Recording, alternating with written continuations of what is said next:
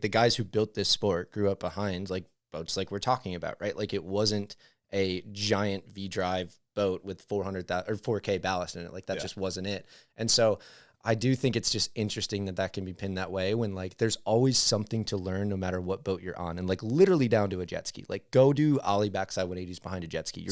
You're going to get better. Yeah. Like I don't understand that part of it, and like we were talking last night, like drawing some parallels to the other industries. Like imagine not going to the ski hill that day because the park had 2 less rails than you'd hoped. I approve waterboarding. We're talking about wakeboarding. The thing about wakeboarding, every trick is an invert. Backside. Air railing. A new dimension. All right, we are back. Another episode of the Grab Matters podcast. Today we welcome on a very special guest, a guy I met in college, and we bantered about waiting in X23 is the first time we met. I don't know if you remember that. Maybe it was NXT something, but it was at a party. We had a couple beers after a collegiate. Couple two tree beers there. At Michigan State Spartans. What was that contest called in the spring? MSU Throwdown. MSU Throwdown. Are they still doing that? I believe so. Yeah, MSU's always had a pretty good scene. I guess I don't know if they've got one on the schedule for this year, but I mean, we'll get into it. But COVID, I think, took a big chunk out of college wakeboarding. So yeah, we'll definitely dive into college wakeboarding. Botched the intro. Jackson Schoepp, huge. I mean, this is a huge pod. I'm excited for this one. I know we were trying to make it happen last 2-ish years since you started at Ronix Radar Square One. For those who don't know, you are the boot guy. Is that a fair way to put it? Yeah, boot guy. Great way to put it. Fancy name is product footwear manager. I don't know, but boot guy, everything and anything regarding boots for both Radar and Ronix. Everything from like what's coming out 5 years down the line to like, hey, we're building this production order. We got to get stuff organized for this production to, hey, like we got to organize to get the boots shipped over, and even a little bit of marketing and stuff here and there. So got to do some videos with Rock last year for marketing, which is really cool. So it's fun to be like a mile wide and an inch deep sometimes.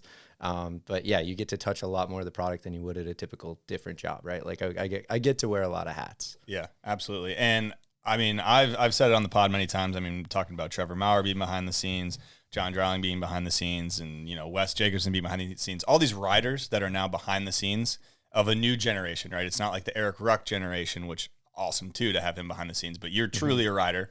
Wakeboarder, I mean, you bang out wake to wake back sevens. Like, I got to give you some flowers on your boat riding. It's very good. You are a solid rider. Thank you. I appreciate it. Like, I'm never, ever going to be pro, never going to touch that. And I do think, like, to expand on that, like, we all know the names. We know the Rucks, the Mauers, all the people that have kind of gone behind the scenes, the Josh Palmas with different boat companies. Yeah. But there are plenty of other people that, like, will never get pro recognition that are as stoked on water sports as anyone. And, like, I think that's the best thing going on in the industry. So, like, people whose names you'd never really know that are still stoked on the sport, like, I meet them all the time, not only within our company, but also, like, within the industry. And, like, you can like see that twinkle in their eye, and they're always like willing to go further. So that's a huge, awesome part of our sport, is just like how stoked people get into it, right? Like you can do a lot with that. Yeah, it's like the unsung heroes, and I know it's like a cliche term, unsung heroes, people behind the scenes, but like it is real, and it does have a measurable impact of somebody like you who fiends to ride. Like, when did you put your boat in this year up in the Midwest? I tried to go March 19th, rolled up to the landing. It was ice. That's not going to work. Was like convinced that was the day. And so came back the next day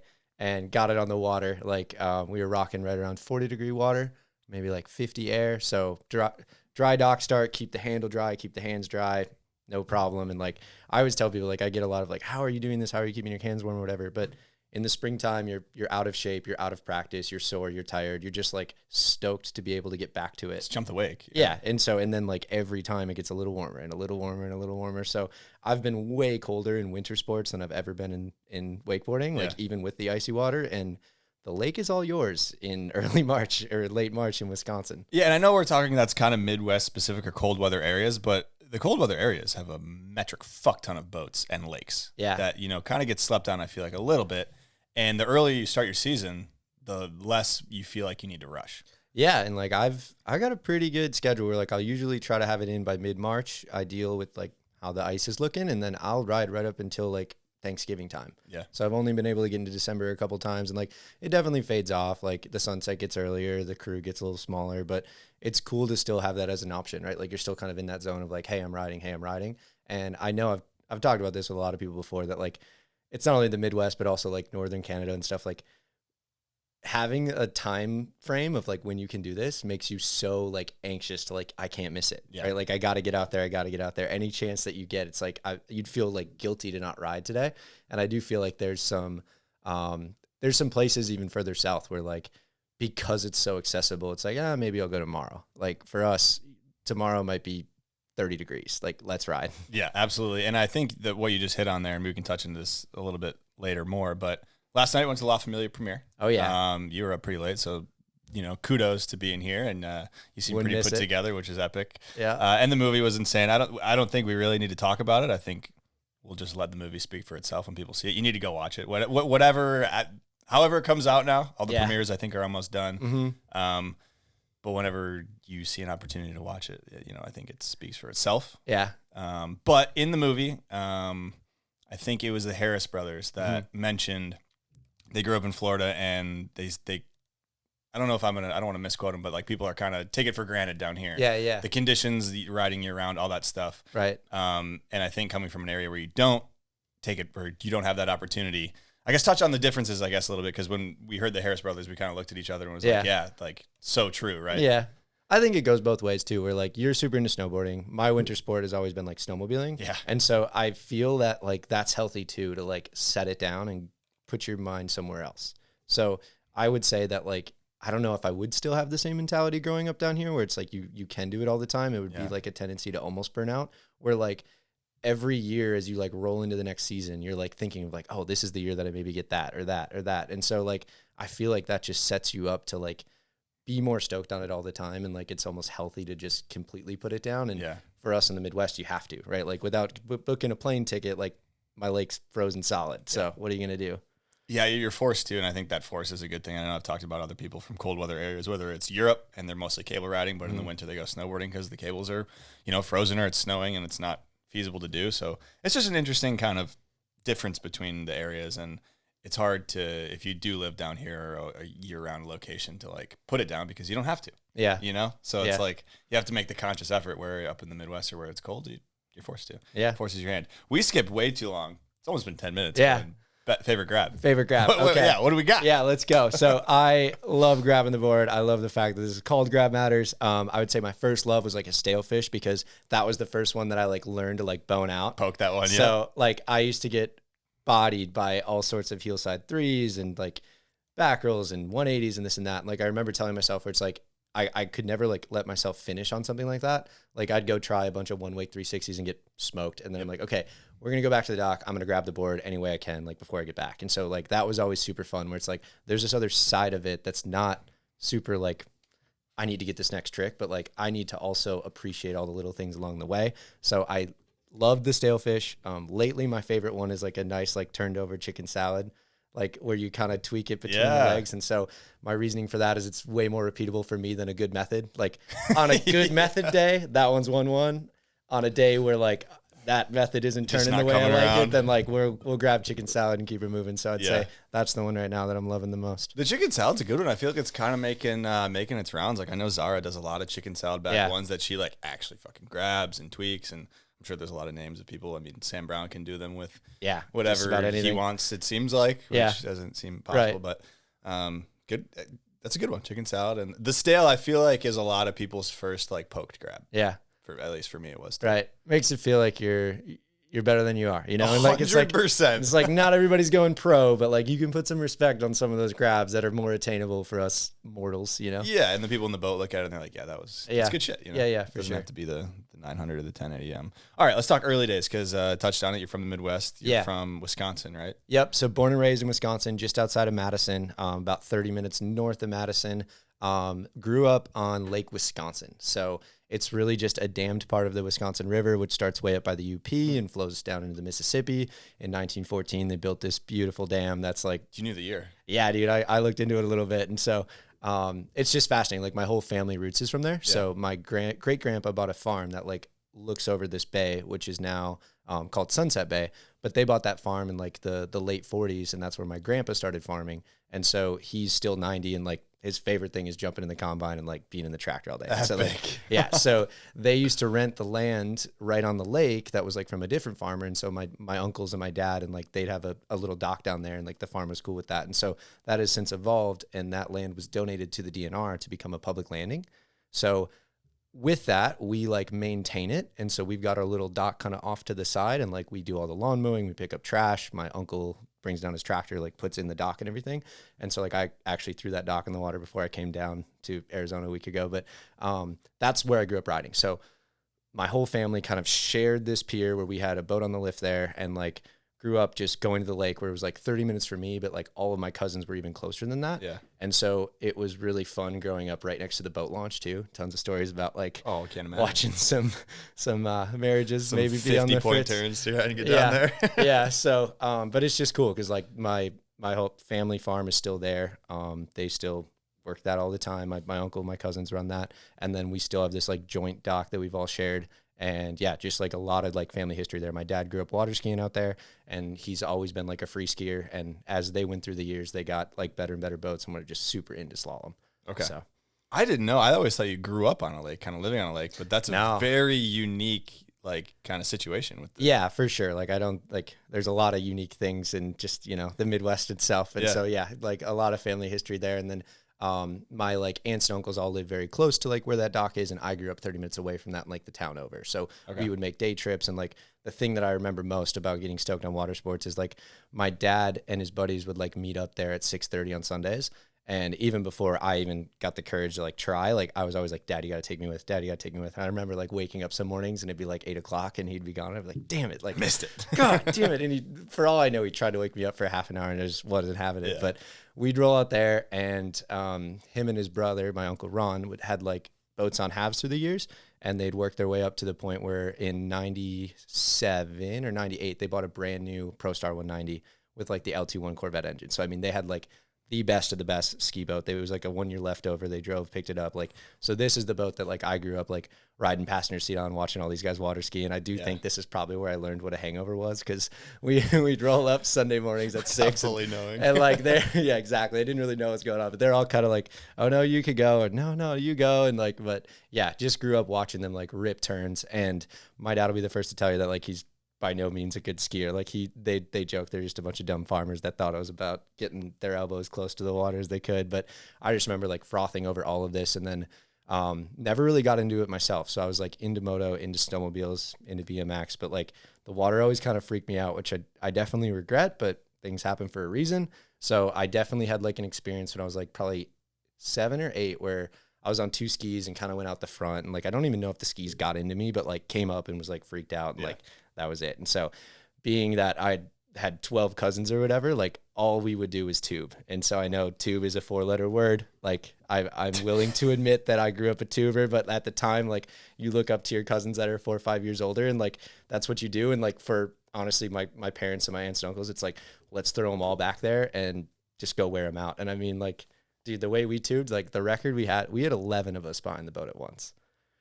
So I mean, like we were doing it. We had like the 2 triple tubes and like 5 single tubes, and we were like out there doing it, and it was just chaos. And like my older cousins figured out how to like lean back and kneel, and they would like jump each other.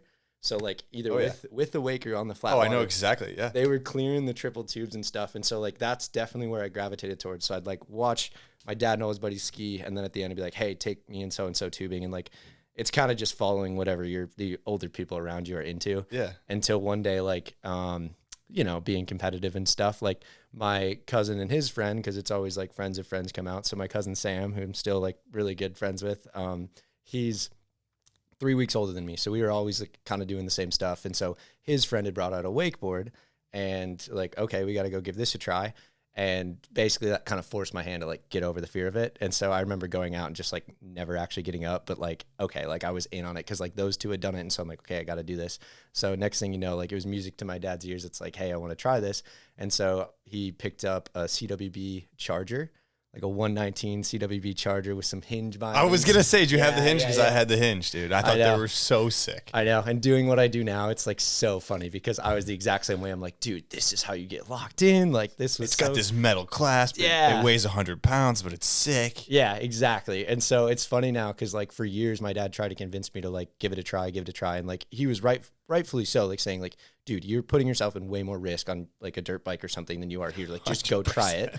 And so finally, like music to his ears, he goes and we picked one up from Rich's Board Sports. That was like a used setup that, like I said, CWB Charger, and went out behind the ProStar and like actually didn't get up at all the first time, but came back the next time, figured out how to get up, which was the complete wrong way to get up, but it worked out. And yeah, started at basically like the end of the summer when I was 11. Okay. And this is still on that Pro Star, no tower, boom, or pole, I'm guessing? No tower, low pull, like definitely a smaller boat. So had that boat for a couple years, and then was like skiing on 2 skis and wakeboarding here and there. Like not like going out of my way to say, hey, we need to go to the lake, but like summer recreation. We were up there, yeah. Anytime we were up there, be like, yeah, let's go wakeboard, like let's do it. And so did that for a few years, and then basically the fall of the following year, my uncle and my dad kind of agreed, like, families are getting bigger, we wanted to use this more. We ended up getting a Pro Star 209 that was used. So we got a 2002 Pro Star 209, which my dad, like, all the credit to him because he basically took his ski wake and just made it worse on behalf of the family. But yeah, that thing was where I really like. Is that where it turned? Definitely. Okay. Like that's where I do feel like you start to find your identity when you're whatever, 12, 13 years old and stuff. And so having cousins and friends that were all kind of stoked on action sports, we got that boat, and then it just started to kind of more and more and more, right? So we got it that fall. That following like July, convinced my dad to put the monster tower on it. So we had the like monster tower. There you go. The 4-point monster tower. I remember we literally installed ugly it like, as all can be. Oh yeah, and we actually did it where it was the front two were a little too close together, which was probably just us not knowing any better. But it made the tower a little taller. So we're like, all right, a little more clearance under there, like we're good. But I remember doing that on like the 4th of July that following year.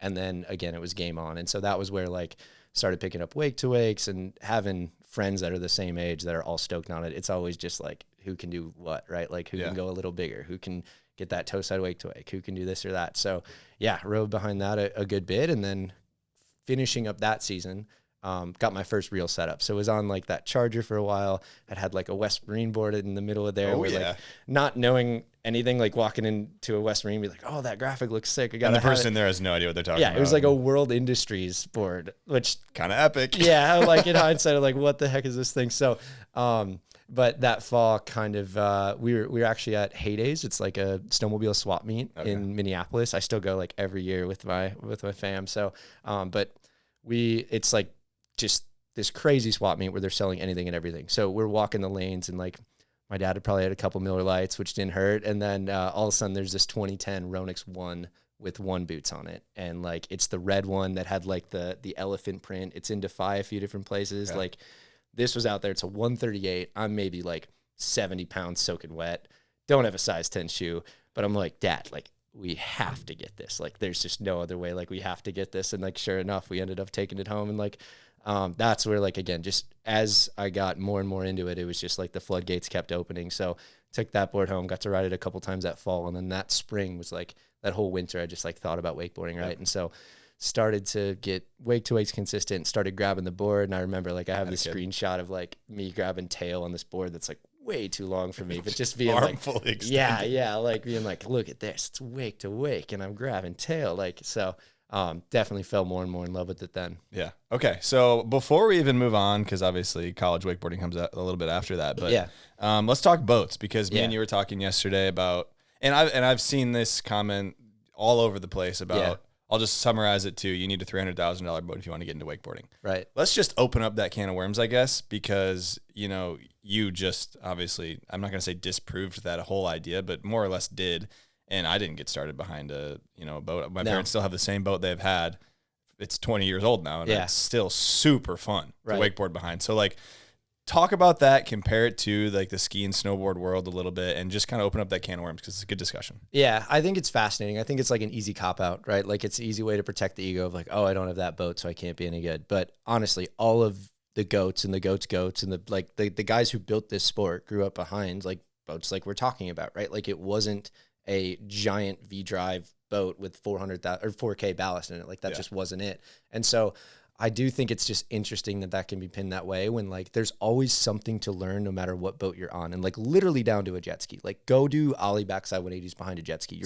You're going to get better. Yeah. Like I don't understand that part of it. And like we were talking last night, like drawing some parallels to the other industries. Like imagine not going to the ski hill that day because the park had 2 less rails than you'd hoped. Right? Like, oh, I can't go ride this terrain. And it looks nothing like Park City or Copper or Mammoth. Yeah. And like, you're from the Midwest. Like whenever the first day that the park is open, you're like frothing. It's got one down bar and you you're don't chilling. Care what it is. Yeah. Like, why do you feel like you need this level of boat to like go do the damn thing. And like we talked about before we hopped on, like if I'm going to teach somebody to ride, I would much rather take a ski boat out than in one of these brand new wakeboard boats. Like you're going to give them a better experience where you can go slower. The wake can be cleaner, easier to drive. Like I hate that cop out. And one thing I appreciate a ton about like people that are into slalom skiing is like they identify as skiers much more than they identify as boaters, where I feel like there's way too many quote unquote wakeboarders out there that are just happy to show off their boat, and they're much more of a boater than a wakeboarder. And I think part of that is them just not being willing to get any worse on the water, right? Like it's, if they haven't gone in a few months and you get out there and you're kind of sluggish, like, okay, the fam's on the boat watching you have a bad set. But guess what? Like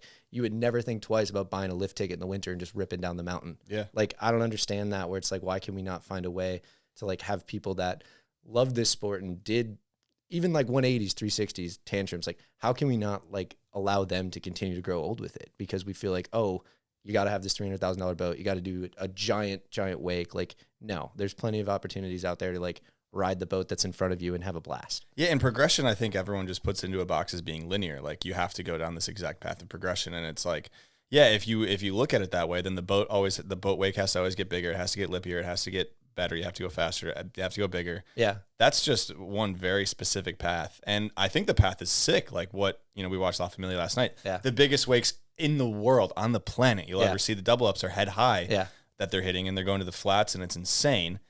But that's a very specific type of wakeboarding, and I love watching it, and it inspires me. It doesn't make me not want to ride. Some people say they're like, oh, I see that pro X and X, and it's like, I don't even want to go ride now, because like, what the fuck are you, like, what are you talking about? No, and like, why...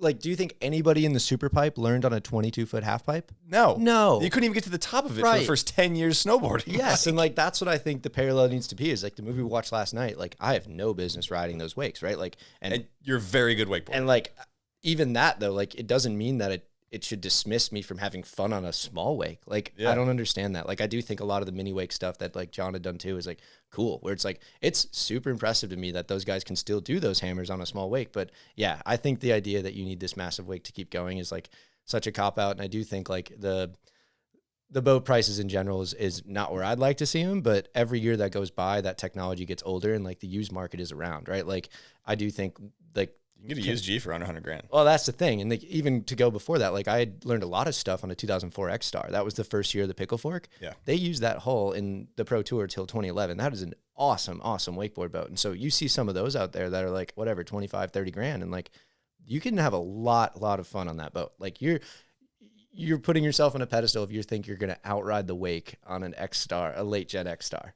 I would argue 99% of wakeboarders will never even come close to needing a wake that the new boats provide. No, I'm with you. And like, which is cool. I cannot outride the wake. Got a 2004 X Star. Like there's plenty that you can do, like I can't outride the wake on my parents' 2006 X2. Like, you know, so don't use it as an excuse, No, use it as like a tool that you can, it's just a fascinating concept to me. And I think you're kind of right with like showing off the boat and the ego thing. Let's talk boat prices, because yeah, they're really expensive. A lot of them are. And the comments I get, on a lot of these, wakeboard stuff, when we talk about boats and getting into wakeboarding, they're like, well, it's just totally unapproachable. You can't get into it because they're $300,000 at a minimum. And if you want the new X Star, the new G, it's $500,000. Yeah. It's like, yes, crazy for sure. Yeah. But you touched on it, the used boat market and everything.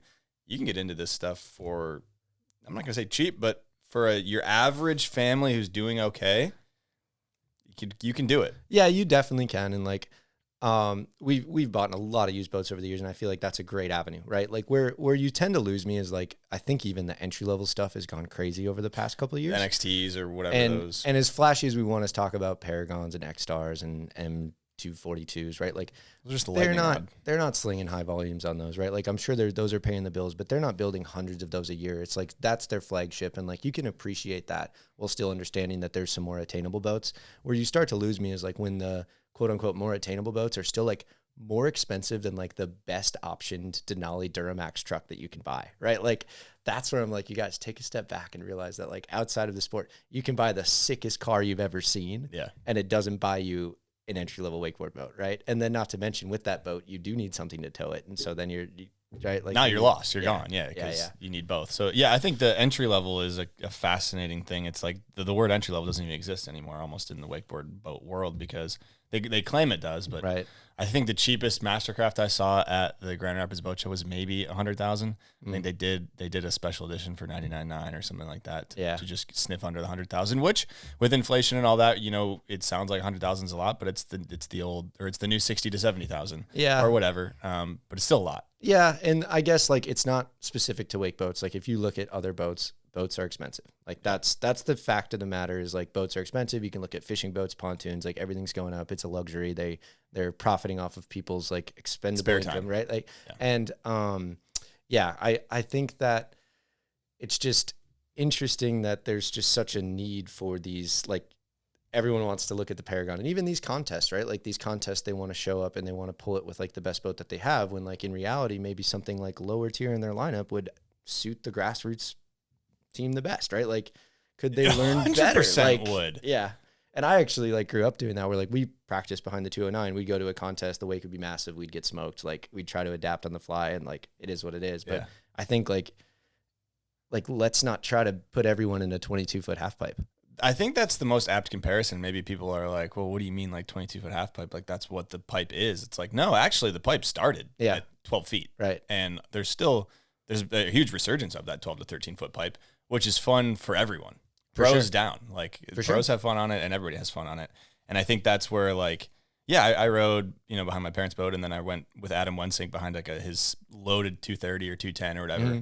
And that's night and day back when I was riding. I had never ridden a boat that big. I got smoked. Like I didn't know how to ride the wake because it was so much bigger than what I was used to. Mm-hmm. So it did me almost a disservice of like trying to teach a lesson to me behind that, because you needed to give me 3 sets just to get used to the wake before you even start trying to teach me anything. Yeah. And guess what? If the goal is to sell boats, you think mom and dad are getting in line to buy this crazy boat that little Johnny just took like 3 back edges on? No. Like don't you want to make it as like accessible to these different age groups as you can, right? Like, and I get where it's like, okay, don't fill the boat with ballast, like run some center trim tab, but like even on some of these bigger boats, that's not enough to make it so they can have fun, right? Like you're either washing out the wake, you're having to go 20 miles an hour when they really should be at like 17, 18. So it's interesting to me, and I don't know if we'll ever see that shift, but I don't know. It's tough because you walk in a dealership, and I worked at one, and I mean, you've been to a bunch of them. It seems like the goal is to just go low volume, high margin, and way bigger price tags. Yeah, it's right. And like putting my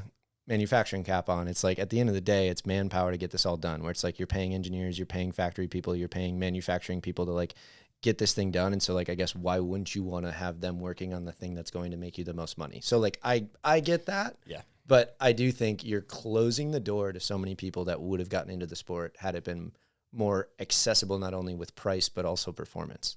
Exactly. And it's just an interesting concept because, you see all the expensive boats and people talk about them and stuff. And, I don't know what direction the boat brands are going to go. It seems like it just keeps going in one direction of bigger, more expensive, more bells and whistles, less, focused on actually doing anything behind the boat, and more just focused on sitting on the $230 Nautique pillow that they give you with it. Yeah. So I don't know, I don't have a solution. I'm not going to pretend like I do. Yeah. It's just weird. Yeah, it's hard when they're publicly traded too. Like they've got to answer to people, but it's another thing that I really appreciate about slalom skiing is, yes, the new slalom ski boats are better than the mid-2000s slalom ski boats. By how much? Very little, right? Like it takes a very, in the grand scheme of things, very little. We're like, in terms of wake boats, if you took a 2000 X-Star versus this year's X-Star, not the same thing at all. Yeah. So I do like envy that a little bit about skiing, but like that's again what I appreciate about them, where it's like they'll go and redo this 2002 tournament team Mastercraft, and they'll just like redo the whole thing, and it's their baby, and maybe they're 30-40 grand into it. Like yeah, that's the slalom skiing thing. I'm not into the slalom skiing side of things, but I mean, on every lake, you'll see tons of these old slalom ski boats. Yeah. So many pro stars and stripes even still. And like people still rip the ski behind them. Yeah. And I think it's because they probably realize they can go to the dealership and talk to the sales guy about this new pro star, which they sell maybe 100 of in North America a year. That's just pulling number, but not many are sold. And it's probably because they have their ski boat and they go, well, how much different is it really? And maybe the sales guy can, try and zhuzh it up a little bit, but they'll see through it and be like, it hasn't changed, really, has it? You know, and it really hasn't that much. So there's no need to. They can still keep doing the activity they love on the boat they have. Right. And don't get me wrong, they're awesome. Like those new ski boats are amazing. But that's where I go back to, like, I think those people identify as skiers more than boaters, where it's like they're looking at it like, how does this make my ski experience exponentially better when they're out there breaking glass in the morning on a weekend? And it's like, if I'm following my mid 2000s boat versus this one, like, I don't think I'm having a much different time out there. Yeah, 90% of people aren't even gonna. I mean, they'll notice the difference between the wake, but like most of them aren't even trying to get another buoy. They're just trying to go cut glass in the morning before work or whatever and have a good time. For sure. And that's literally where my family like grew up on. Like, my dad had never been in a course until I started working at Radar, and he got to come to Radar Lake for the first time. Like, never. That's crazy. Right. Like, and like, it's not that it wasn't something that he would have liked to do. It just kind of never lined up. But like, I mean, they were skiers where they were going a few times a week and like cutting hard, going fast, shortening the rope a little bit, but like never even like felt like they needed to go down that avenue. And I do think that is a huge part of the ski market, where it's like people just want to get out there and rip some turns and have fun and take the boat back and enjoy their Saturday or Sunday, right? Like, there's more to it than chasing buoys and like hitting massive double ups and doing double flip. Like, I was gonna say more to chasing buoys, and you can just pull that exactly to wakeboarding. Where like most people probably aren't gonna do a contest, they're probably not gonna go to a competition, they're probably not gonna tune into the live stream, but they're still gonna have the boat and wakeboard behind it. And the skiing thing is interesting. You say that most of them are gonna chase buoys, because like when I worked at Wake House, which was an online retailer, people would call, and pretty much the first question you ask if they're talking about slalom skis, they're like, "Are you skiing the course or like what?" 95% of people are like, "No." No, and they're just as stoked. Oh, like, they're hyped, dude. They're like, which one do I get? Like, this one looks cool. Like, what speed, blah, blah. And like, they're hyped. They're super stoked. Right. And they're not doing it for any sort of competitive, like, they're not doing it for any PR, because they've never even been in a course. They're not doing it for any like competition. They just like literally like to just go out behind the boat and rip. And they just want to do that over and over again. And like, that's what I think we need to get back to as a whole, right? Like, getting stoked on just like your own experience out there and finding a way to have fun. Yeah, 100%. And how we get there, I don't know. We can probably start talking about that later in the pod, but I think we dive back into, early days we touched on a little bit. It sounded like you just kept getting into wakeboarding as each summer progressed in Wisconsin. So let's talk college, because that comes around, and the collegiate wake scene, for those who are listening around the world or in America, definitely used to be huge. I think it's still pretty big. You kind of touched, I don't know if it was pre-pod, but how COVID kind of had a pretty sharp effect on the collegiate wake scene, and we can dive into it now. I think is a good time. So talk about your time at Wisconsin. You go to University of Wisconsin, right? Yeah. So a couple years before that, I guess, like where it really turned for me is like I was getting more and more stoked on it. And then because my parents are amazing, and my dad always felt like he wished that there was a trained set of eyes on him. Like, I had the opportunity at the end of the summer when I was 17 to go down to the boarding school. Okay, cool. This is important then, Yeah, like I figured this will set it up, because I went there, and Travis Moy is an absolute legend. I was able to get coached down there from him. Scott Stewart and Jimmy McClure was there at the time. And like, that's when, again, just the floodgates kept opening. They had all the movies. I was watching Incomplete on repeat, but I went there with all these high hopes of like learning more stuff. And like at the time I had like, like a few frontside fives, a back three, most of the basic inverts and this and that, but like was ready to like go mob, go seven, go this and that. Get down there. They're like, "Hey, we should start over." And I'm like, so classic, like, oh, okay. So we're back to wakes, and best decision I ever made. Like, I give so much credit to the methodology that like Travis uses, and that definitely like changed my outlook on wakeboarding entirely, and like has made me progress way further than I ever would have been without that. So I do think like having not gotten any coaching up until that point, besides like a demo day here or there, like that was important to like set my eyes up for like, okay, this is what it should look like, and this is how I make it repeatable. So I got to do that fall, and then actually was able to do that again the following spring. And so right around the same time, I'd started working at my local shop in Madison, Red Line Water Sports, and was able to, like, you know how it is at a smaller shop, like you can kind of do as much as you want to do, right? Like, their pro shop wasn't massive, but they didn't have anybody to run events. So I started like kind of trying to spearhead events, and like started running wakeboard camps there. And a lot of the stuff that I'd learned, like, granted, I wasn't by any stretch pro or anything, but it was easy, like, knowledge to pass down to people that were learning how to get up, learning how to edge, learning how to ollie. Like, I never had that, like, sort of person in my ear. No fundamentals. Yeah. Same. And so you get smoked a lot. And so, like, you want to pass that on. And part of it is, like, it was a summer job that was sick. And so, like, hell yeah, I don't want to go spend all day on the boat. And like, so there was summers where like I'd wake up, ride in Madison with some homies, go to work, go to this camp, ride on the demo, finish up work, go home, ride a third time before sunset. And it was just the best. Yeah. So did that for a few years. And then as I got into college, there's the water ski wakeboard club at University of Wisconsin-Madison. So started to kind of know some people like the summer before I was going there. Like once I was accepted and stuff, like kind of knew a friend of a friend. We'd go out a few times. Then once I got there, they've got like their kickoff meeting. And like, again, one thing I want to be straight up honest with is like, should be no water sports hate, right? Like we can all make our jokes at different sports. Okay. We can all make our jokes at different sports, but there should be no water sports hate. And I feel like in the Midwest, they do a great job of this, where like I walked in as little freshman Jack to this kickoff meeting as like this wakeboarder that thought I was all that or whatever. And they're all show skiers and 3 event skiers. And they did not like, they didn't care at all. They were like hyping me up and like stoked to have somebody there to like help run the wakeboard scene. They could have very easily been like, oh, unless you come to our tournaments. Yeah, exactly. Yeah. Unless you come to our tournaments, like, oh, it'll be fine. Or like, oh, we actually need to use the team boat for like ski sets, like whatever. Where actually that team boat was a 2006 ProStar 197 with the mini tower on it. And then we had a 50 pounds fat sack. And so they were all about like, if people come out to ride, you can ski. We had trick skis, you could slalom ski, you could ride on 2 skis, you could barefoot, find you what could fits for wakeboard, you. Whatever you want. And it was the coolest. Like dues, I want to say for the entire fall was like $120. And that would get you 2 sets a week behind this boat. And like the way Madison set up, it's like sandwiched between 2 lakes. So like I would put my board through my backpack, jump on my longboard, go down to the dock, like get picked up, go ride, go back to class. And like this was the setup that they had. We had a wonderful family that allowed us to keep our boat at their dock. So like we had a lift. We had like the boat on the lift in the water. And so like every day, like sunrise to sunset, we had like upperclassmen that would like be running this boat, and like they'd take you out and you do whatever you want to do. So I give a ton of credit to the people that were there before me that like were very insane setup. Yeah, very open to having a wakeboarder. Insane setup. Like at the time I was very late to like getting to blind landings and stuff. And so my buddy Kale and I would go out and like fall, spring, like terrible weather, we'd fill up this fat sack, we'd go hit double ups, and we'd like learn every little blind landing. And that was back to our conversation before, like even as the wakeboarder there, as I got further and further as whatever wakeboard captain, because there was kind of nobody else. Yeah, I was adamant that it's like, hey guys, you should be riding this boat. Like you should be using all the time that you can get behind the water, because there's always something to learn. Like I'll come show you. Like I couldn't land a back one last week, and here we are. Like we got them. So that was a great setup, and they just like, they kind of gave me the ball, and they're like, as far as you want to go with it, go with it. And so my parents are amazing. I was able to have a car like just off of like a mile from where I lived on campus. And then it was about a 45-minute drive up to my parents' place, who at this point they're living on the water.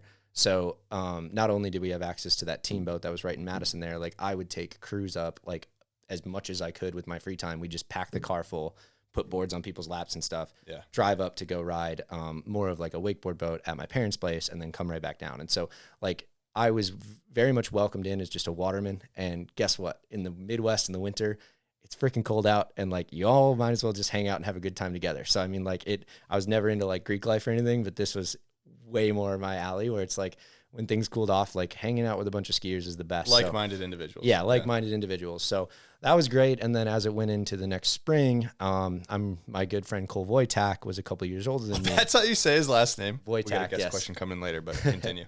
Yeah, so I was riding with him a good bit in Madison, and then he was the ASU wake double president. So he was a couple years older than me, and they were having this contest called Cactus Classic. And so he's like calling me and stuff, being like, hey, you should come down. Hey, you should come down.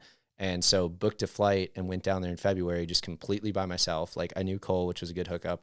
He picks me up. I got to crash at their place. And like that was when I was like, college wakeboarding is the coolest thing in the entire world. You went to basically the Mecca. For those who are totally unaware of college wakeboarding and you're kind of setting it up, I'll just briefly say ASU, biggest team.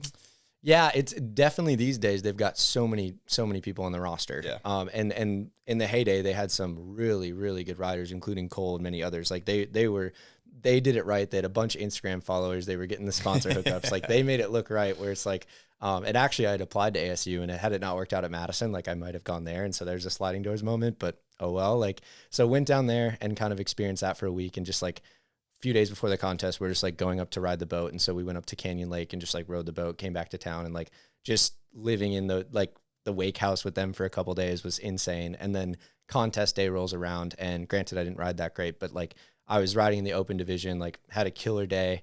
And then we go back to their wake house and just had like the best night ever. And it was just awesome. Right. Like, and then I think I got another set on my way out of town, and I flew back like ready to just like blow up the college team at my campus. So like I was telling everybody who'd listen, like, hey, look, like this stuff exists. We got to be doing it, like yada, yada. And so kept it growing through there, and then had more people come out and like get kind of more of a foot in the door. And then college nationals was always at the end of the summer, which I think is smart. So my first college nationals as technically a freshman was like August of that year. And so at the time I was dating a girl from ASU. And so I went down there by myself, but kind of rolled with the ASU crew, but it was hosted at Hangar 9. And shout out to like Nick McDonald and like everybody at USA Wakeboarding that helped make those happen, because it's not easy. But they did a full blown like boat contest at Hangar 9 where there was like divisions, or it wasn't necessarily divisions, it was kind of A, B, C, D. So like your 4 best riders and your best 2 girl riders would kind of like be put on the dock. Okay. And so I just entered as like myself in the A division. And like it was the first real contest where like there was quarters, semis, finals. And so got there the first day, of course, did my best run in quarters, and like, yeah, as it is. Right. Did a mediocre run in semis, and then finals rolls around, and I put it together. But I ended up getting second that year at nationals in like the top division. So that was like super sick. And coming back from that to the fall, like we always have kickoff meetings in the fall. You've got kind of that fresh meat of like new freshmen coming in, just met more and more people that either had a show ski background or had a wakeboard background or this or that, and like got more and more people into it. And then was able to kind of have more of a crew. Right. Okay. So around the same time, which again, from my perspective, this was the heyday of college wake. I think there's some people that you should have on before this, because I missed it by a few years. Like Cole would be a good one. Maxy. That's when I was in it. Was a couple years before you when I was at the Utah wakeboard team. Yeah, and like there is some good stuff going on, but like I'll take what I can get. So right around this time, Peter Bomsa, I believe, or Bosma. Yeah. Bosma, excuse me. He started Midwest College Wake Tour.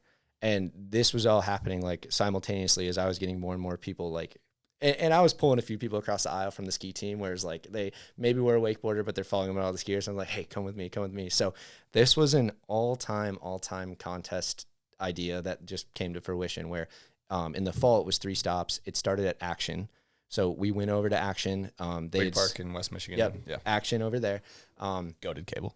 Very good. I think that might have been my first time there. If not first time, second time. I guess I'd been there for like at an MSU comp, but no, it doesn't matter.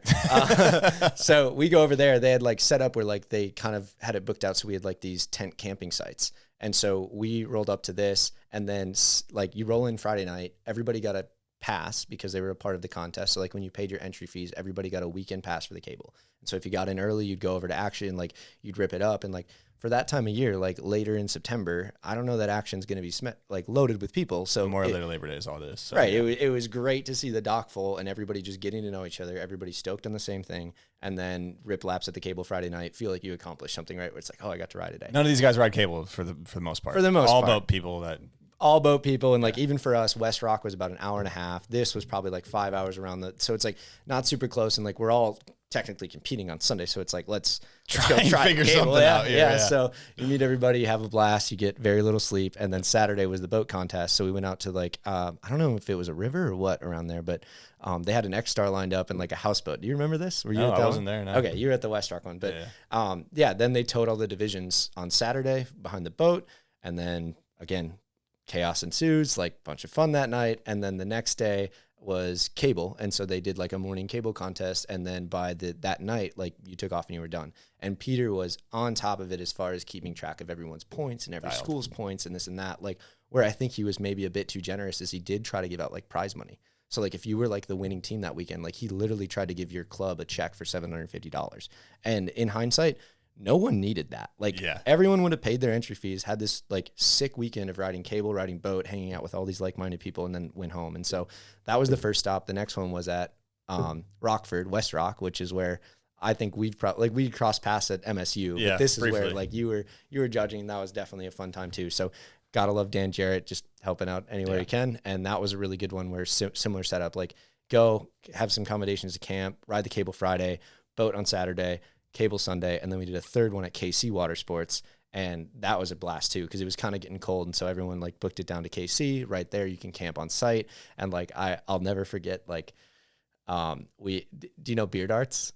Yeah. Oh, I love beer darts. So for those that don't, not exactly the safest sport, but like a lot of your character is derived from beer darts. So you take metal tip darts, you all sit in a circle, you put a beer can between your legs, and you're throwing darts to try to burst open the beer can. So it is late into the morning and we're like in the middle of the Mastercraft dealership at KC, just like throwing darts around. And I just remember being like, this is so cool. Like we're surrounded by all these nice boats and somehow we're throwing beer darts around. So yeah, that was a blast. And that kind of wrapped up the tour. And then he was going to do like a finale that next spring at, it would have been the Quarry.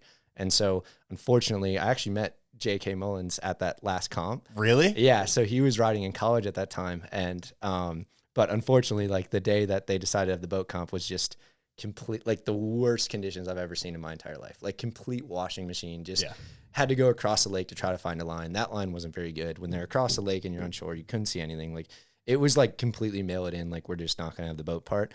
And then we went and did the cable the next day. And that was right after they had a bunch of flooding at the Quarry. So it was kind of like setting people down in the water. So, oh, well, you couldn't like, you couldn't not be stoked at these, but that was how it all kind of wrapped up. And then, again, it just takes people like Peter that are willing to devote their time and make no money, potentially lose money, and make this all happen. But I remember like that was the coolest thing in the world. And unfortunately, it only lasted that year.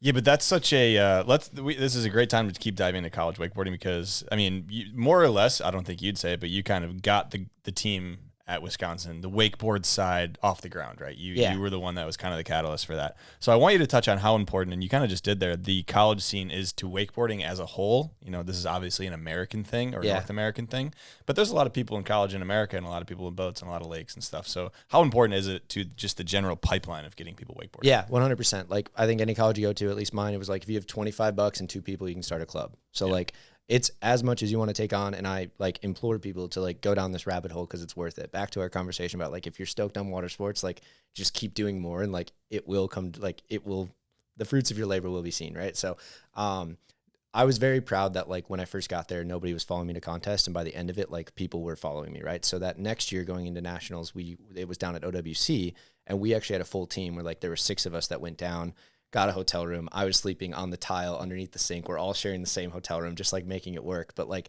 there's 14 teams that rolled up there, and between boat and cable, we ended up like 6th overall as a Midwest holding school it down that didn't have like we didn't have a team before this. And so like I say that to say like if you're stoked on wakeboarding and you get to your college and there's not that much wakeboarding around, like you can make it happen, right? Like you don't need a ton of budget. You don't need, like, you just need to be stoked on it and just kind of find like-minded people. Colleges, campuses are huge. Like start an Instagram, blast it out there, like go to a contest, like spread the word and like you can grow it into something awesome. And to your point, it's awesome that the brands recognize it. Like Square One definitely recognizes that, like Radar Ronix recognizes that we give up pro forms. Like you want to help these kids out as much as they can. Cause guess what? They're all going to leave with a degree and hopefully be more stoked on this sport. And next time they need a ski, you hope that, hey man, I had that Radar, I had that Ronix, like, hey, let's go see what it's about. So I do think it's super important because not only that, but like it's a resume builder, right? Like what you're involved in college doesn't have to be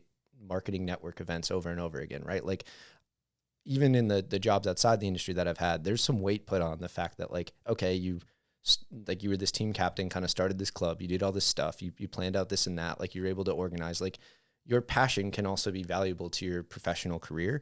And working on a team is nothing short of like being anywhere, right? Like it's hard. It's hard. Yeah. And it's way more fun when you love doing it rather than, hey, I'm going to go to this marketing networking event full where we're all bullshit, people shaking hands, saying a bunch of fake LinkedIn quotes. Right. Wearing a collared shirt that might get you a job offer in 2 years. Like, okay, great.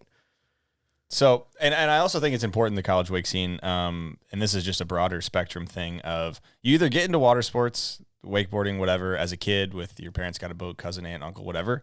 If you don't get into it as a kid, it's very rare that you'll get into it after you graduate high school or you turn that age in America because you just won't, the opportunity won't present itself for the most part. Yeah, and that's where I give a lot of credit to our club. We owned that boat. And we were never afraid to take out brand new first timers. Like it was never trying to be intimidating. We were like, if anything, we were on your case of like, hey, you've never done it. Yo, before. Come learn. What are you doing? Let's go. Come learn. Let's go try. Come learn. And so I do think it exists more in like Europe, right? Like having worked at a shop, like you'd get a lot of people that come over and be like, oh, where's the club boat? They'd ask you that. And you're like, well, we don't really have that. Work like that. Quite. Yeah. And so like where it does exist at some of these colleges, like take full advantage of that. Like you get to, in our case, we paid $120 and got to ride 2 sets a week until literally the lake froze, like as much as you want. And guess what? If there was extra sets available, you'd basically just have to like pick up the gas to cover that, and like you were good. So yeah, that's a very good point where like if you didn't grow up with access to it, like some of these places do have access to it. Get out, learn, go do it, right? Like, and especially if you're stoked on cable and you've got access to a car, maybe you're not close to a cable, like you can make this happen, right? Like you can just pull more people into it, and they'll kind of see your level of stoke on like showing them the sport, and it just kind of grows from there. Yeah, and I know at a dealership level, I know when I was at Action, which is a Mastercraft dealership, they would take I don't know if they still do this now or how many times they've done it, but they would take a used Mastercraft Pro Star in their inventory and more or less let the Grand Valley, which is the college right there, use that boat. Which is literally doing the Lord's work. Like doing the Lord's work is like... And I'm not going to pretend there isn't an ROI on it, because all those kids that are skiing behind that Action Pro Star are now in the Action family. They are a part of that dealership, more or less. So if they do stay with it, they'll go get their skis from Action. They'll go get a boat, hopefully one day from Action, and you kind of build that customer base early on. Yeah, it takes a long time to pay off. It might be 10, 15, 20 years before they buy a boat. Yeah.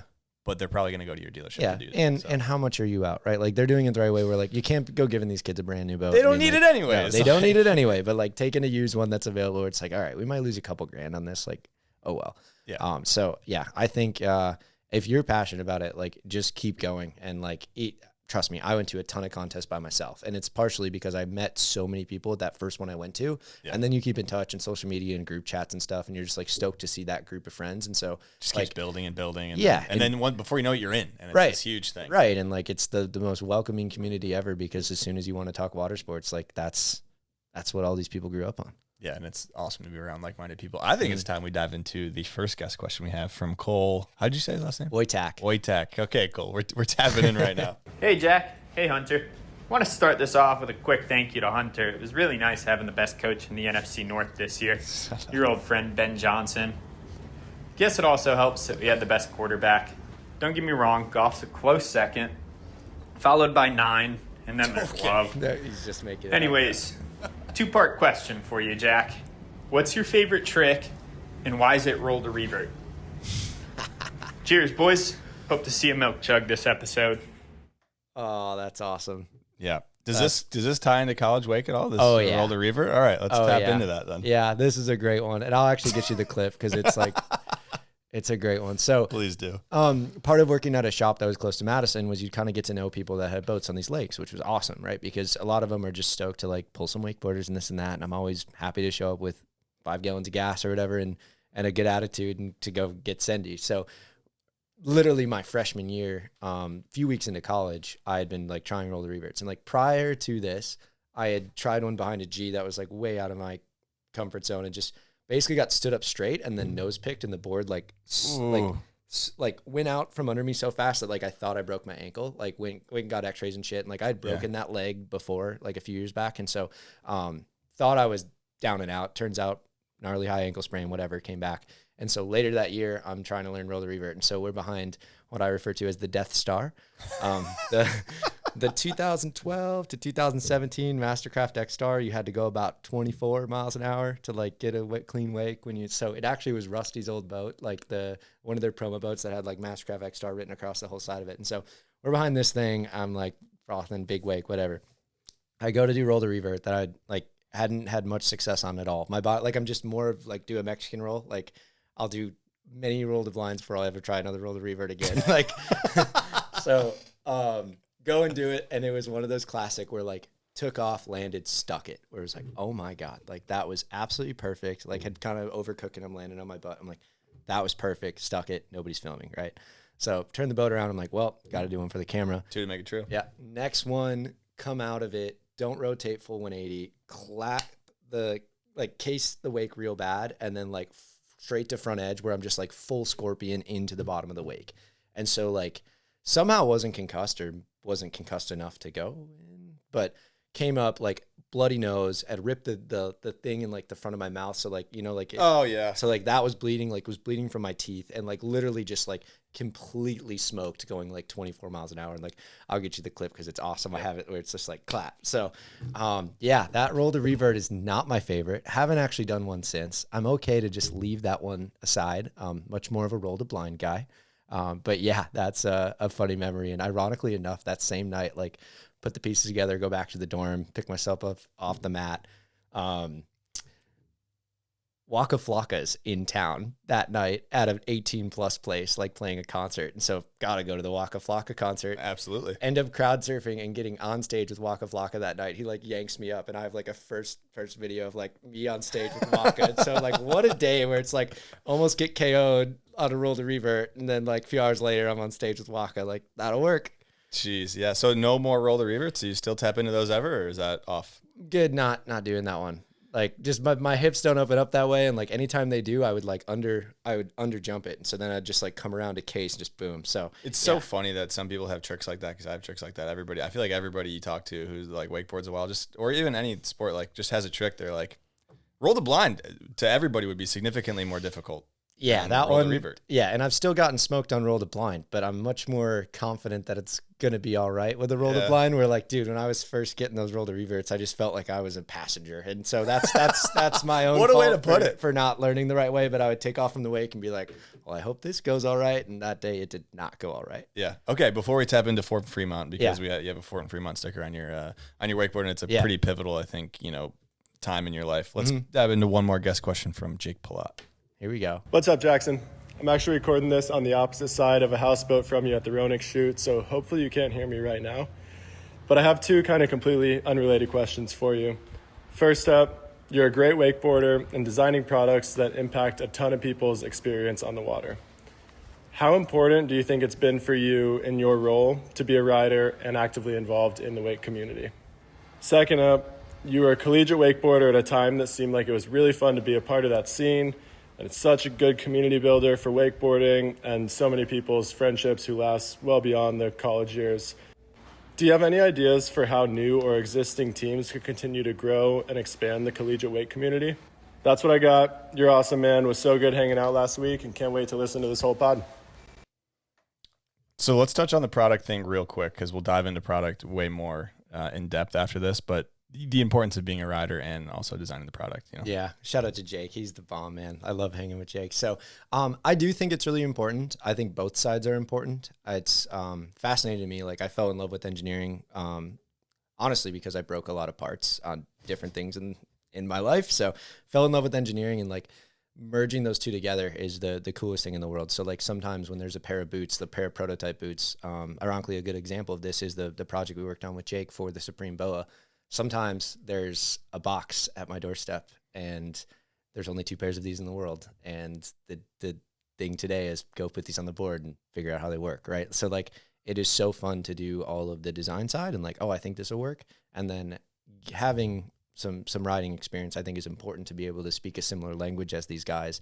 And it's not to dismiss their opinions, right? Like I don't ever want to be the guy who's like, oh, I know how to ride, I know what's best, right? Like, no, I have my perspective, but I feel like I know enough about how to ride this thing that like it's still it carries some water compared to someone who's never touched a board that steps into this role, because that has happened too, right? Where it's like you don't necessarily have to be great at wakeboarding to do what I do. It just so happens that I was super into wakeboarding, and that only helps, right? So I do hope that it gets a lot more street cred, right? Like I do think if I'm not going to put my name on it as a rider, I'm not going to design it, right? Like I think that's the part where I'm never stuck at like, hey, are you sure you don't like it type of thing, where it's like, if they don't like something about it, odds are I can feel what they don't like, and we're just going to make the best product. So I think that's important. And that's like my favorite part of the job is like brand new stuff shows up that I worked really hard on, that I've been designing for like months or years. And now it's like, hey, go ride it and see what it's like. Right. And I would imagine you being a rider, you're saying speaks the same language as them. So when a Jake Pelot or a Tyheim or Maxy, whoever you talk to about the boots, it's probably a little bit easier maybe for you to understand what they're saying, because you went and wrote it, they went and wrote it. You're kind of almost meeting in the middle of like, he's not explaining a foreign language to somebody who doesn't wakeboard. Yeah. Like, oh, I was trying to tweak the technique, blah, blah, blah. You're like, oh, yeah, I get what you're saying. Where somebody might be like, what do you mean tucking? Yeah. Like, what the fuck are you talking about? Right. And I do like to I try not to incept thoughts into them very much. Like Jake was amazing to work with on that Supreme project. We definitely made that boot 10 times better than it's ever been. But there was a lot of those where like I'd ride it, he'd ride it. I wouldn't say a word because I don't want to incept. Like, I'm not trying to preach my thoughts on his, but as soon as he would start to talk about something like, and then this and this and that, like you'd start to like speak the same language. And I do think that like is a super cool part of the job. I'm never going to be a pro wakeboarder, but like my riding helps my job at the end of the day. I think that's a great way to put it. Riding helps your job a lot. So that's cool. Let's kind of go back into college wakeboarding before we get into Fort Fremont. You know, we touched on COVID was an interesting time for a lot of things, but for college wakeboarding, it definitely changed a lot. How do you think it's, I don't even want to say rebuild, but like get it back to maybe some of the heyday that it was? Because I think it's different than the heyday of when the pros were making a ton of money with all these sponsors. I think it's actually probably not that difficult with the right pieces in place to get college wakeboarding back to a great spot. Yeah, and I will say, like, as much as I love watching pro wakeboard contests, I do still think that that's really cool, both boat and cable. Psyched for LAO coming up, psyched for Pro Tour. Like, my favorite wakeboarding to consume is college men's intermediate. Like, that specific one. Oh, man. They think they are on top of it. Like, they think today's the day I learned 3 new tricks in my comp pass, and maybe they're a little buzzed up after like a couple, you know, like long night, maybe. Hard to say where the morning's going. Hard to say if that's coffee, Bailey's. Mimosas, I don't know. Yeah, but like there is so much community to be found within that, and like I kind of touched on before, it's like honestly just like going out and doing it. The skiers, the collegiate skiers, I think again have it easy because there's just so much tradition in all the different contests that they tournaments they go to.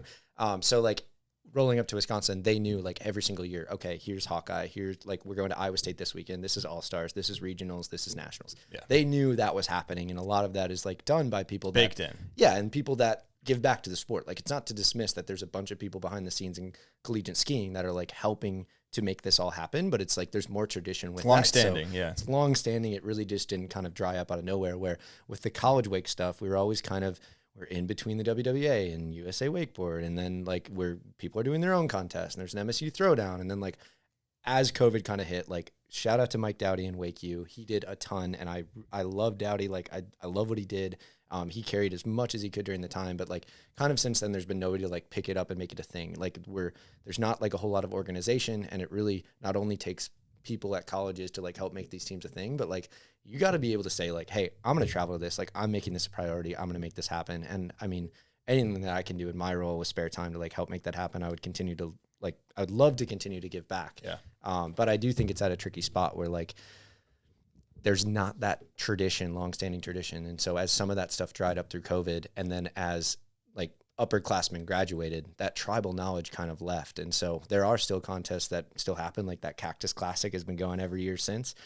So I really hope we get back to that. And I do think there's just got to be an emphasis on like, yes, it's far away. Yes, it's expensive to travel. Yes, you might miss a few classes, but like it's memories you'll have forever. It's friendships you'll have forever. I'm still in a group chat with all of these college wakeboarders that I maybe see once a year. And it's like, it's the best. Like it's your sense of community. And I really hope we can get back to that. Yeah, 100%. And I think, I mean, to touch on what Dowdy did, it was almost like, I'm not going to say too much or too big, but it was like what they did with Heyday that time was like. And like, dude, 10K paycheck. Like they were trying to give out 10K cash. And back to my thing. We don't need that, baby. Give me a medal and let's plan next year. Put the 10K towards next year. Let's do this again sometime. But they had the full blown live stream. They like he not like, I don't know what his background was with college wakeboarding. I'm going to guess that he maybe wasn't super into it, but like for someone that maybe watched it from afar to like dive in and step up that day, he did a virtual one during COVID, which was actually awesome. And like that summer, dude, I battled through a little bit of an injury, but like that was what I planned my whole summer around. Like I was working construction full time, but like anytime I wasn't, it was like, let's go film this line. Let's go film this line. Let's go film this line. And there can be more of that happens. Like, I don't understand. Like there could be a college virtual contest where, hey, by the end of September, submit your best 5 tricks. Like more of that can happen. Yeah. It's just a matter of like, especially like people at the colleges being like, hey, I'm passionate about this. I want to keep going down the rabbit hole. Yeah. And I think college is a great time to do that, where like we've talked about, you can get interested in any sort of club, but why not just continue to go deeper into something you're passionate about while you're young and like able to do it and ambitious and willing to stay up all night, like having a good time. So yeah, I hope we get back to that. And I give Dowdy a ton of credit for doing what he did. Yeah, it was insane what he did. And I'd like to see it come back to a little bit. And I think it kind of falls on the shoulders of people like you at those colleges that are like, want to get it up off the ground. And obviously if you're listening, you're at one of these colleges, I mean, reach out to a guy like you or anybody you've ever heard of that, you know, talk to your sales rep, email me, like get involved, where it's like, if it, at a minimum, we'll give you some like promo stuff where it's, but like, if you need grunt work to help make it happen, like, dude, like I'm all for trying to get that stuff back rolling again, because I felt like it was in an amazing spot when I got to school, and like things are out of our control, COVID happens. But as I left, they're just like, I wasn't able to pass that off onto the next person quite as easily because everyone's got a 2-year gap then there. Scattered in it. Yeah. Yeah. So it's tough. But all right, let's talk Fort Fremont because they are a pro shop. Yes. So they're a dealership in Fremont, Wisconsin, right off the Wolf River. They do everything up there. So, I mean, they're doing side-by-side, snowmobiles, boats, docks, pontoons, like trailers. All your toys. Like, they're a lift, like dock and lift service. They'll put your lift in, take your lift out. They're awesome. And they're the longest running wakeboard tournament or contest in the world. Like they started in, I believe, 95 or 96. So they're going on 30 years of having wakeboard tournaments every single summer. And they have such an awesome setup for it. So if you go to the shop, it's like, it's kind of how you draw it up in your dreams, right? Where it's like, if you could drive your boat to a dock, to the shop, to walk inside, to grab a board, to go back on your boat and leave, like that's this. Yeah. So they bring out a ton of community on top of having the wakeboard tournaments. They have Wakeboard Wednesdays where they'll give out free lessons to like people who want to learn, people who want to try a new product. And a lot of it's done by like Jeff Thompson, his family, the Thompson family, Gordy Buboltz, and the Buboltz family is huge. And Gordy has had his thing going up there for years and has done so many of those Wakeboard Wednesdays to help give back. And so that's where I started, man. Like I was telling you, like that summer after I got the Ronix 1, we had kind of learned about this. And so first ever contest, I was 14 or something. And we went up to Fort Fremont, me and all my buddies. And it was the coolest day ever. Cause it's like, you check in 10 a.m. It's riders meeting. All the good riders are there. Like there's usually some pros in town. Shout out Tom McCulley and his sons, Zach and Jamie. So, Jamie had a blip as a pro and rode for Supra for a while, but Tom was super into it. And so when I first started going there, Tom McCulley was boat driver. And they like as far as giving back to the sport, like they were the blueprint of it, because you'd show up, you enter, they'd start with beginner, they'd do intermediate, advanced, and then outlaw. And then right in between some of there, they'd have like a demo. So like Jamie McCulley went out there and gave a demo. And then on top of all that, there was a rider raffle. So by signing up or paying your whatever, $35 dues, you definitely either got board shorts or a t-shirt. One of them, they literally gave me like O'Neill board shorts for signing up. And I'm sure they're whatever, a couple years old, but I'm like, how are you guys making any money? And then they would have a rider raffle. So right before they do like podiums, they would draw tickets out of a hat and you'd come up and like pick something out. And like this still happens every summer and like all the time. Yeah. So, and then on top of that, after podiums, Tom would like get a crew together that like, hey, you guys want to go for another set? And like, that was the coolest thing ever, where it's like, coming from our Pro Star 209, now we're behind this big Supra. You don't get to ride a big wake that often. You're around all these good wakeboarders. He just towed the entire contest from 10 a.m. this morning until whatever, 3 in the afternoon. We just did awards. And then he asked the next, whatever, 5 or 6 people, hey, do you want to get back on the boat and go down the river and keep riding? So like that, like as far as stoke level, like those were the best days of my summer. Started in a little intermediate division, had some front ones, some cab ones. And then like, I remember doing a one-way keel 3 as like my wild card trick coming back into the pass, and like thought I was hot shit. Yeah. You know, like we had the, which pro tip, if you can't do a handle pass, where you loop a handle through a milk jug. You ever heard this? Oh, and you pass it around? Yeah. So you take like a milk jug half full, you loop a 5-foot handle through it, and you just like rip that around. And so I remember like before I'm getting ready to go out on the dock, I'm like, all right, gonna make this handle pass. And sure enough, like stuck it. And so like first one I go to, I got third in intermediate or whatever, and was just over the moon. And so basically went to those every summer. As much, they do them in June, July, August.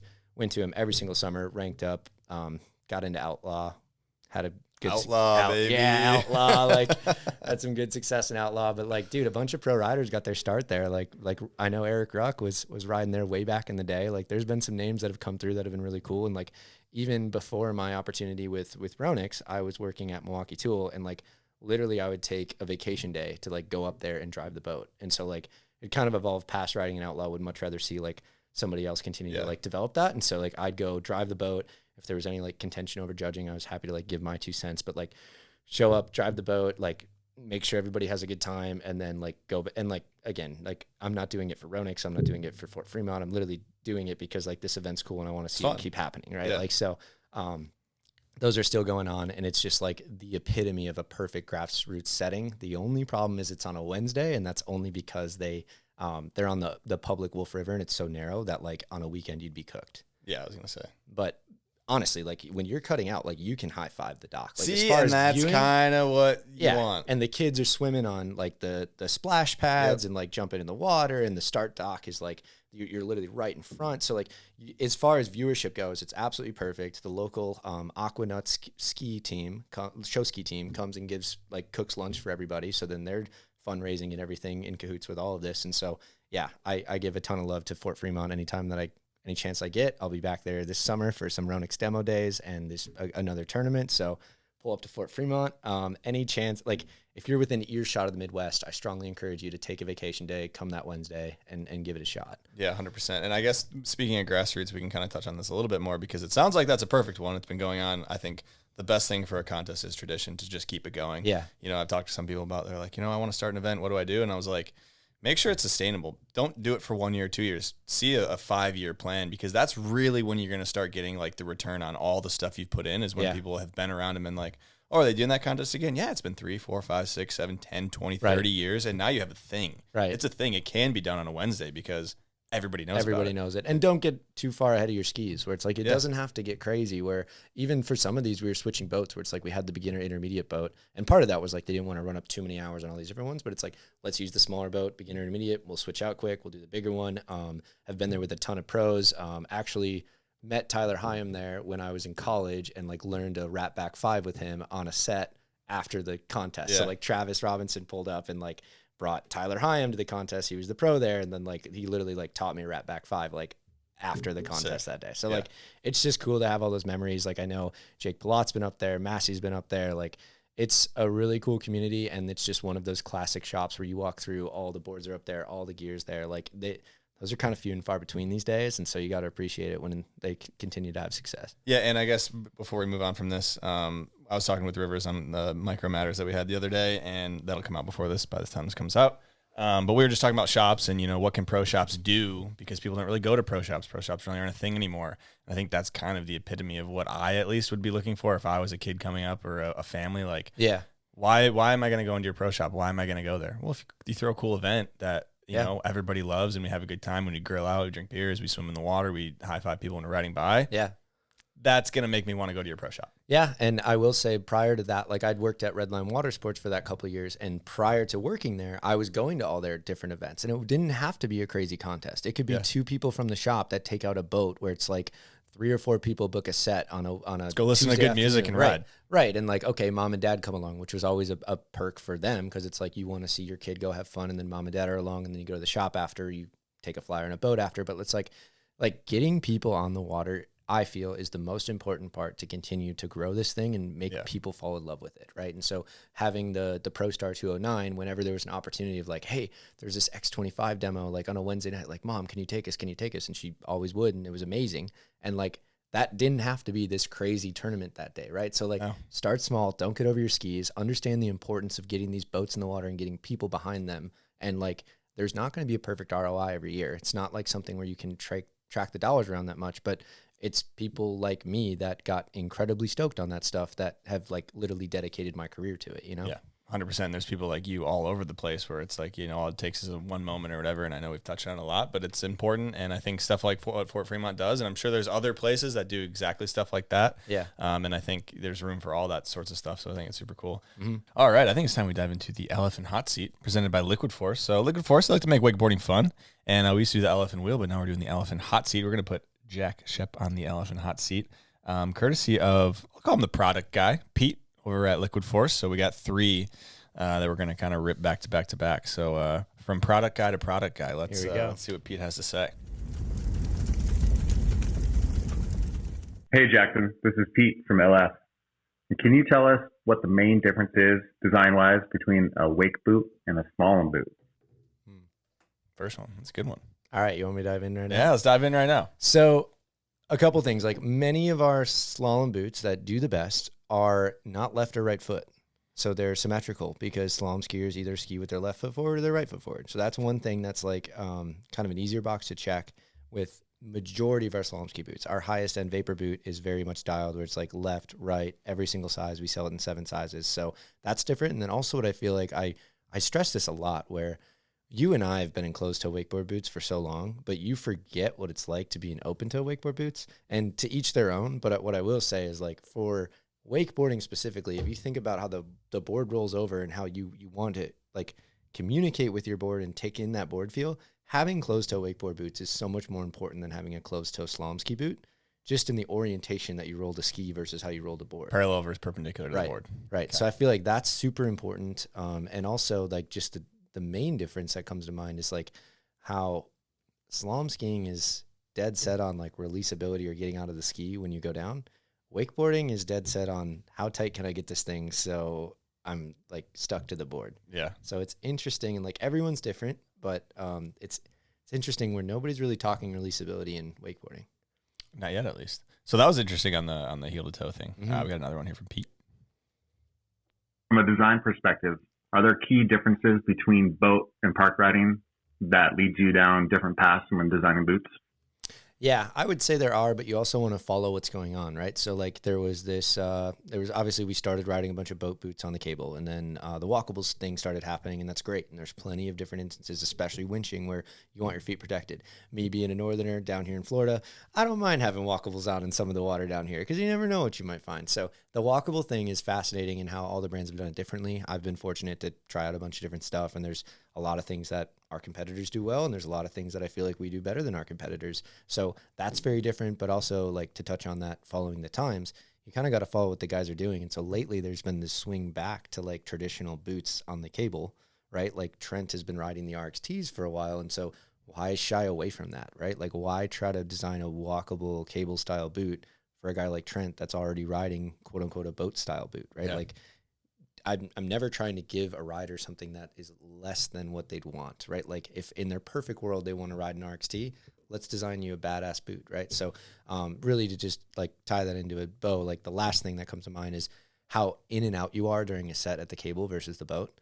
Like, it's just so much more wear on the product, because if you go take a 2-hour like cable set, if you're in the pocket trying to learn something, you could be putting that thing on and off 10, 15 times. Easy. Where if you're on the boat, you kind of put it on until you take it off, right? Like, so that's another thing you've got to account for, is like, how can we try to build this thing to be bulletproof for the cable, knowing that it's going to see a lot more shit. It's going to see a lot more sand on your feet. It's going to be a lot more in and out. It's might see the sun even more than typically. Your cable user is probably a little bit rougher on the product than your boat user. Yeah. And it is fascinating. Like, we've got a great team over in Europe that has been helping us out a bunch too with some of this cable stuff. It's fascinating to hear how much those guys ride. Like, they will literally ride like 250 hours in like a month or something. Like, it's crazy how much they can like ride their product, and like, you just don't believe it. Where like on the boat side, you'd run out of gas money these days to ride that much. So yeah, absolutely.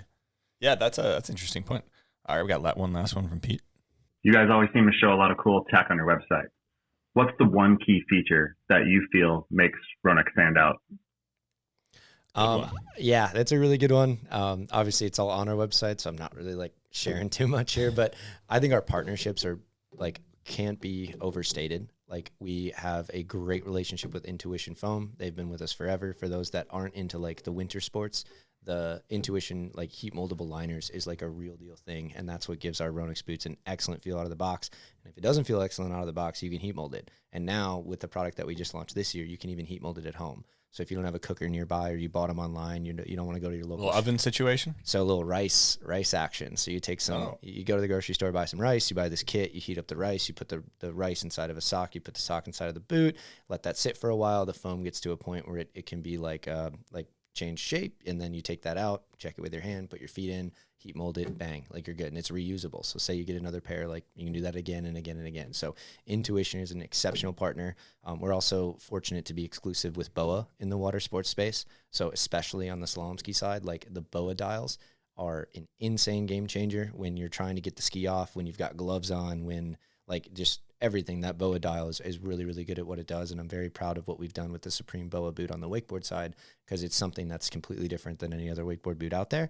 So, I mean, partnerships are awesome. And then I guess the last thing I'd touch on as far as our like high-end wake boots is like that ankle harness. We call it our feet belts.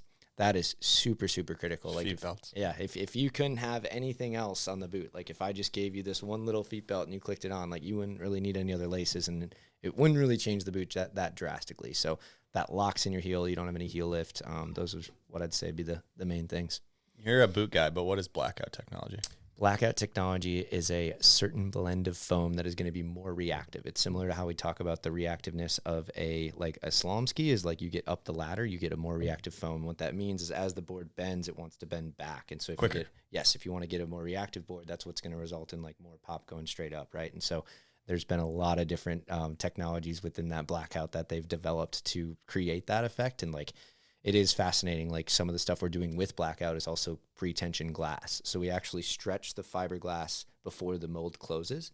And so what that does is it basically makes it so like you stretch that fiberglass nice and taut like a rubber band, and then you close the mold, and then it makes the board, and that like energy is stored within that. So not on top of the reactiveness of the foam you're using, the fiberglass that goes around that foam, when you hit the wake, it should bounce back even like quicker, faster and stuff like that. And so what I've noticed in like, I don't know, it took me forever to like grab inverts on the boat, believe it or not. Like I was just horrible at it. And like somebody straight to jail. And like I hated it because I would like get crazy tech with some of the other spin grabs, and I couldn't do an indie tantrum for my whole life, where I feel like some of that stuff is you're just like those split second decisions. It helps make it so like it's a little easier to grab onto that board, and like it pops much better than stuff we've had in the past. Easy. All right. Great questions, Pete. Thank you for all the tech on that one. So thanks, Liquid Force, for the LF'n Hot Seat. I think it's time. You know, if anybody's tuned into this podcast and they heard that Jack Schoepp was the boot guy at Ronix, it would be poor journalism for me not to play this next question from your friend Cole. I was going to ask it anyways, but I figured I would just pass the buck on to one of your good friends and have him ask it. So here we go. Hey, Jack. Hey, Hunter. Want to start this out with a quick thank you to Hunter. He's just ripping the football shit again. The best coach in the NFC North this year, your old Bears fan Johnson. Yeah, he's a Bears fan, so we got quite the representation. Yeah. Quick question for you, Jack. Let's say there was another company out there that started heavily adopting Ronix's boot design. How would you adapt to stay ahead? Imitation is the greatest form of flattery, right? And so it's very interesting on how that's all worked out. I would be lying if I said that the quality of our Ronix boots is credit to me, right? Like it's not, right? The only reason why our boots are as good as they are, like Isaac Newton said, the only reason I've seen any further is because I'm standing on the shoulders of giants, right? Like I'm not here to come and take credit for my predecessors before me that have had so much success and put Ronix boots on the map. And so in part with that, Scott Stefan, who developed a ton of the Ronix boots back in the day, and he's responsible for a lot of the brain frame stuff. He was contracted with Hyperlight to carry out that project for the new 02 boot and the two boots that have come from that since. So again, if anything, it's made us super hungry. Like it's made myself super hungry. It's fun to see like other brands start to try to catch up, start to try to innovate, start to, chase down what they can. I don't think it's going out on a whim to say that like we spend a lot of money on our boots to build them. I would argue we spend the most money. I don't know that for a fact, but I think there's a lot of other companies that have since realized that, if Ronix can charge this, well, we can charge that, right? And so maybe their product isn't up to the same standard as ours, but they're still able to like get a sale at the similar price point. And so it's nice to see that like these brands are investing into continuing to innovate their product, right? Like, trust me, when those came out, it was definitely something that was on my radar. And before it came out, you mean? Before it came out, like I definitely heard all the whispers and like, there's something coming. It's the guy who designed the Ronix boots. And like, I kept hearing the tagline, it's a Ronix boot. And so that's great. And if anything, like if you're comparing it to us, awesome. But, yeah, I do think it's healthy for the sport to have brands investing in products like that to continue to push us further, right? Like if nobody's close to catching up, how do I justify a huge budget to continue to go deeper into this, right? Like, but when there's more stuff coming out, it's easier to say, hey guys, like maybe we should look into this, or hey, can I work on this idea? Hey, can I work on this idea, to just continue to like step up the bar. So it's kind of funny how, again, it all kind of comes back to the same similar people, but it's cool that I get the keys to the car, the Ronix lineup, and it's fun to see what the other brands are coming out with because it just keeps me hungry.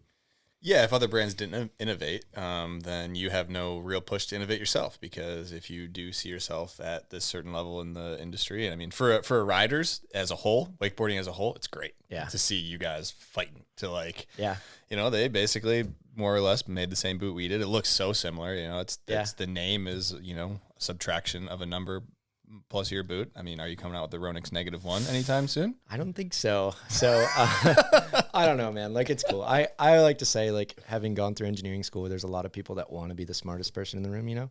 Like, the smartest person in the room thinks he has nothing to learn. So I'm not going to go discredit any of these other brands because I've learned a lot from them too. Like, I've had the opportunity to, like, go through their stuff and ride it myself. And, like, there are things from the other brands that they do really well that I'm taking into consideration on to continue to push our product forward. So I think it's healthy. I think it adds parity. Like, it's not exactly like a rivalry by any stretch, but, like, it keeps pushing you further, right? Like, it's just like with any sport. Like, we keep one up. Somebody lands a new trick, you want to, land a new trick, all that stuff. Yeah, and I mean, that's a rising tide raises all ships. I think it's good for the sport of wakeboarding. So, all right, let's talk post college because we dove into college, and then you did say you were an engineer. Is that what you got your degree in? I'm assuming. Yep. So, what did you do right after college before this Ronix gig, and we can after that touch into how you got the Ronix gig? Yeah, for sure. So, finished up college and had a extensive background in construction too. So, another one of my uncles runs a very successful construction company that's been doing for 40 years, and it's do all construction, so they quite literally do all sorts of stuff. And yeah, I had done that kind of in the summers in between working for a shop and doing some lessons and this and that. And so I started interviewing, and I got an opportunity with Milwaukee Tool, and I do give them a ton of credit because they valued that, like, hard work ethic, and they really valued, like, the idea of being on the job site. Like, they put a lot of weight on, like, understanding the consumer of, like, hey, if you've been roofing a house, like, you know what it's like to be doing that, you might as well design the product around that too. So was able to get an opportunity as a design engineer at Milwaukee Tool following college, and basically had like a month off and then dove right into that. And that was a fascinating, eye-opening experience to, like, be in the professional engineering world, surrounded by a ton of very smart people that are working on the same sort of projects. Milwaukee is a giant company with tons of resources. So it was like, if we had a test or we had an idea or we thought we needed this or that, like, everything was at your, like, if you needed something 3D printed in metal, you could have it, like, the next day. Yeah. Like, it was all in-house, and it'd be like, oh, go talk to so-and-so and that'll be done. So it was fascinating to experience all of that. Cause, like, prior to that, you can only go so deep in college of, like, oh, we're going to study this lesson and we might do this little, like, oh, you can maybe make this little part or whatever. And then you kind of turn the page to the next one. But, like, to be that deep into it with tons of really smart, innovative people and then have all those resources around was, like, fascinating.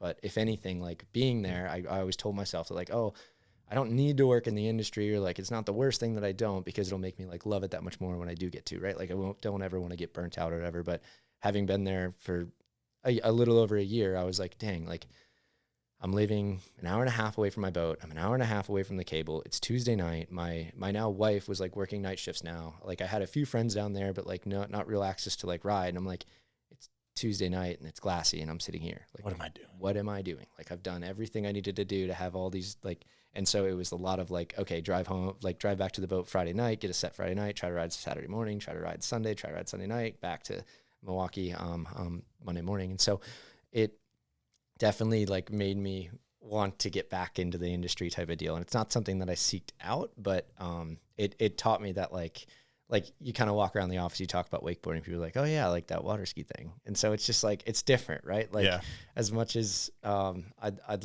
I told myself that I loved to, like, have that as my own thing that I could do to get outside of work, it wasn't the same as, like, being in the industry, having had the opportunity to work at a shop and then having done some, like, lessons in the summer with some different coaches.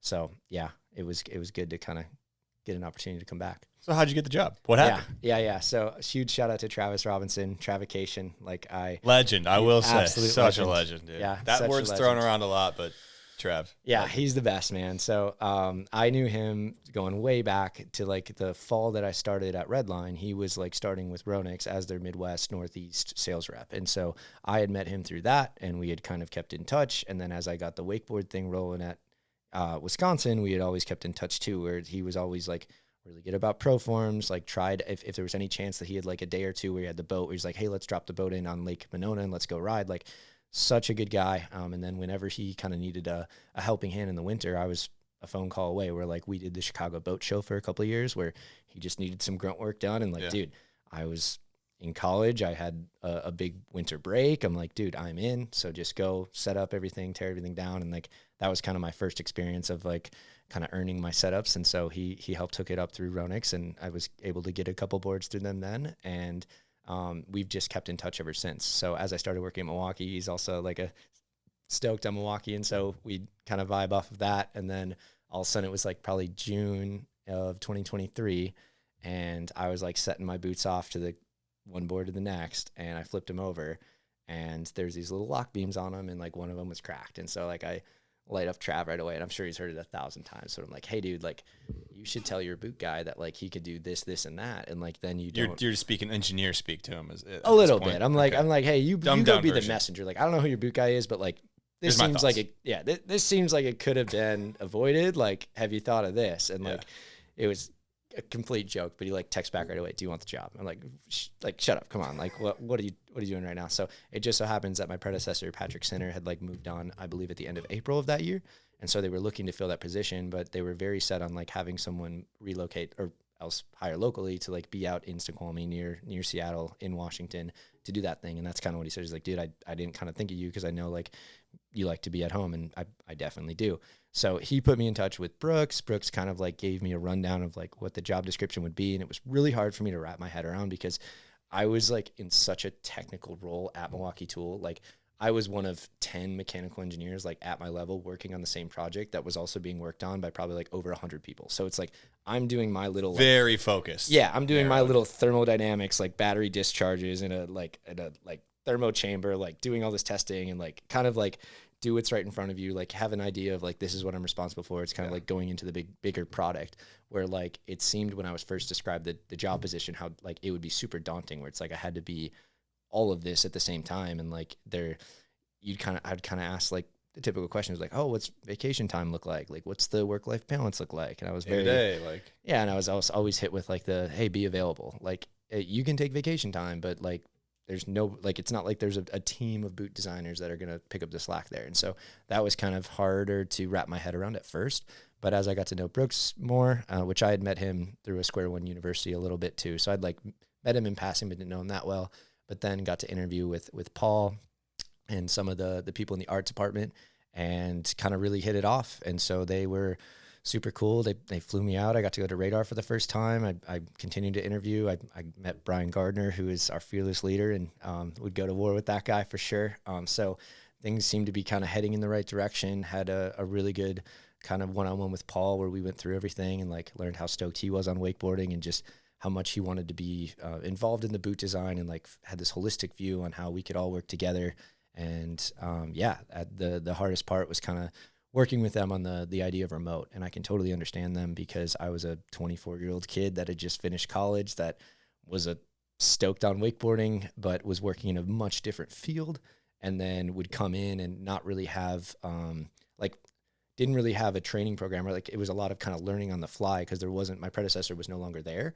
So it was like, okay, you're going to now figure out this job and then you're going to move home and we're just going to expect that you get your work done. So we kind of worked out that I would move there for 3 months. And so I did that, lived in with my buddy Logan out in Washington for 3 months and kicked it off there and learned a ton, had plenty of days where it was just such a difference from being at Milwaukee and being like, oh, I have this idea. Who should I ask? And there's this like Rolodex of people that I could go and like figure this stuff out with, where now I've kind of got like all these files that aren't my files that I'm basically trying to like work myself through to get up to speed. So I definitely remember starting there, and my first few days there, actually my first day at Square One, technically like as their employee, I was planning, like it was around their sales meeting times at the end of like mid-August. Yeah. And again, shout out Travis. He basically convinced me. He's like, we should go ride boat in the morning. I'm like, I should probably go to work. Like, I'm a new guy here. He's like, no. Like, you should go ride. Like, we're going to go out with Eric Zakowski. Shout out Eric Zakowski from Midwest Mastercraft or Midwest Water Sports. I'd never met him either, but he's like, it would be really cool if you rode. He rode, like, let's go do it. And so we went out on Lake Washington that morning, got a set. Then I went straight to the office, and it was just like the best first day ever. But to be kind of thrown into the ring right at like dealer days time at Square One is always kind of hectic. And then to be the new boot guy of like, that's how you're introduced. It's like new boot guy. Like I definitely felt like, oh my gosh, like I need to figure out everything I possibly can about this job as soon as I possibly can. Right. Yeah. Like you don't know what you don't know. I knew I was going to love it. I just didn't know how to do it yet. And so people would ask you about stuff. And like, I'd always feel like I needed to have the answer when like honestly, I just needed to take a deep breath and be like, hey, like, let me look into this and get back to you. Cause it it took a good like month and a half to like go through everything that had been done. And then it took at least another month to figure out like what I needed to do to like even play catch up, right? Because my predecessor had left in April. I started in August. We had another design year coming. And I mean, it's no secret that during this time there was a bunch of rollover, carryover, like whatever you want to call it type of stuff. So that actually benefited me a ton because it wasn't super daunting that first year. We didn't have a crazy amount of new boots. So it was a way where like I could kind of learn through a few new boots while learning the process as a whole. So I just remember being like, there was a fire lit under me where it's like, I need to figure out everything about this job as quick as I can. And so having gotten that first year under my belt where like I had a product line, we had new Ronix boots, we had a full new line of Radar ski boots that I was really proud to bring to the finish line. Like it was cool to kind of get through a product cycle and like, okay, I can do this, you know? Yeah. So how did the remote end up going after that 3 months in Washington and then you moved back? Like how did that transition go to being in Wisconsin remote? Yeah, so the biggest thing I kept telling him is like, hey, this is how I did most of my technical college, right? Like when I was a junior at Wisconsin, it was like, all right, we're going online. And like basically from then on, if you didn't want to go in person, you didn't have to go in person. So I did a bunch of online school, which also helped me get on the boat a good bit. But yeah, that transition was something where we had, like I'd done my first trip to China with Paul for a few days and then kind of finished that up, was doing like the development for that at the time, model year 2025, came back and we had kind of agreed around like Thanksgiving time, like I'd go remote. And from my perspective, I think it went really well. I think maybe everybody'd have a different story, but like the way the world works now, like you can be available, you can be remote and you can get a lot of stuff done. Yeah. You know, like I take it super personal that like I never want to be the one that's, oh, the remote guy doesn't answer his phone or, oh, the remote guy doesn't get back to me on email. Like, no, like if you hit me up, like I'm there. Cause unless like, I'm literally wakeboarding, like, or recording grab matters. I'll get back to you in a minute. But like, I think that's part of it is just the diligence to be like dedicated to what you're doing and never want to be the weak link in the chain. And kind of back to what we kicked off on, like, I'm so passionate about water sports that they're like, I would be torn apart personally if I didn't do my job well enough. Like it's not even a question where it's like the standard I hold myself to like do the work properly is higher than it, like probably higher than it should be sometimes, but you get what I'm saying, where it's like the remote thing was definitely something, but it's kind of a non-factor at this point. Yeah. And there's so much of my job that, a part that I love is I get to do so much kind of autonomously where I'm either working with our factories, I'm working with our sub-suppliers, but like, it's kind of as hard and fast as I want to go. It's not like being at that team at Milwaukee Tool where I'm working in a cubicle with 10 engineers and I need so-and-so to get me this so I can do that. And I got to work with like you're this waiting person and waiting to get more and parts. waiting And it's like, it's a lot of back and forth. Like I love the autonomy in it because I just love to go, get things done. And like, there is so much of my job that kind of revolves around that because like I said, it's everything regarding boots. Like if there's like to the point where I'm on the phone with slalom skiers sometimes for hours at a time to talk about their ski setup, just because like my number will get passed up. They'll have a question about boots and it's like, all right, let's go down this rabbit hole. So I appreciate that a ton. And that's what also helped make the transition easier is like, I can keep this whole thing afloat while still keeping in touch with my colleagues that I need to keep in touch with. Our art department is fantastic. A lot of times during our development cycle, I'll travel to them so that like we can all review the product together. Like me, Paul, the art department, Britt, Caden, everyone, like we can sit down, look at all the product, and that's important to be in person for. But a lot of the stuff outside of that is kind of like, again, lining up the manufacturing, working on design, going through SolidWorks and stuff. So that has been pretty smooth in my eyes. And I think a lot of my colleagues would agree that like, it's not like they're going to call me and I'm just going to ghost them for a few hours. Like this is how I did college. This is something I'm super passionate about. And I definitely am just a homer. Like I'm a Wisconsinite through and through. Yeah. It's the Midwest and you can't pull it out. All right. So I think before we dive into hot takes, I think we dive into a guest question from Maxy. Here we go, Maxy. Jackson, brother, it's Maxy. Stoked you're jumping on the pod. Man, killer week with you last week. Stoked to have everything from that coming out soon. But in the meantime, let's get a couple good college wake stories out of you. Maybe your best worst comp pass, your favorite place to ride, and a good crew that you like. And if by any chance you can figure out a way to make me a closed-toe boot that can fit 4 sizes at a time, I'd be pretty stoked about that. And I think a lot of people would be stoked about it too. I'm sure you'll have some reasons why that's not physically possible, but it's give it a go. It is. Right on, brother. Have fun, and cheers. All right, we'll do the boot one last, but favorite pass from college wakeboarding you got? Favorite pass or favorite memory? I don't know that I could put together a pass right now. I think he was going for a least favorite pass. I think he was alluding to something that, so ironically, the picture that you used for the Patreon where I'm in like the Ride the Lightning wetsuit. Yep. I think Maxy actually took that photo and like, Nice. That was my first time riding alumni, like post-graduation, but it's cool that they still have that. And that's another thing of like alumni division should be a thing because those are the old heads that help make the bus go. Like I was helping judge that whole day too. So it's like, it's cool that they still have that. What I didn't think was as cool as I learned the morning of that we were first off the dock. I'm like, well, that's stupid. Like why are we all first off the dock? It's super cold. Maybe stayed up a little late the night before. So kind of trying to put the pieces together, putting on the wetsuit, getting ready to go. And then, like literally like, the worst pass I've ever had was right after that photo where I tried to go like wrap cab 5, case the wake, down, get back up. I'm like, all right, just put a couple tricks together. Try to do like a nice poked out back 1, down, see you later. Like, and then I wasn't like, oh, just go chill out the rest of the day. It's like, oh, go judge the next 80 riders or something. I'm like, nice. Oh, so I think that's what he was referring to. But some other cool college stories. Memories. What do you got? Yeah, like it's just cool what they all lined up for us. So like that first year at Nationals that I touched on, that was at Hangar 9 in Houston.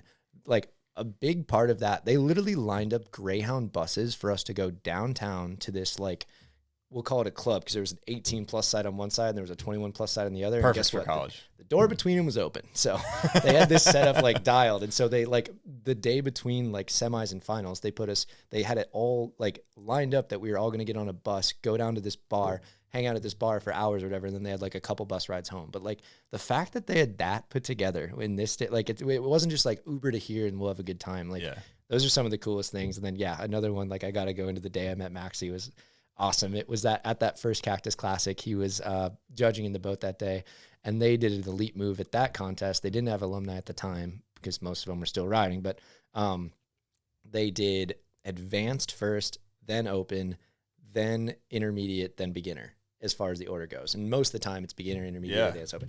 That is a veteran move because then it like, again, by the time the intermediate rolled around, I was having a blast watching them. But anyways, I meet Maxy on the boat, and I'm just hanging on the boat for a while. And our fearless judge, him and Danny Collins are sharing a gallon full of screwdriver.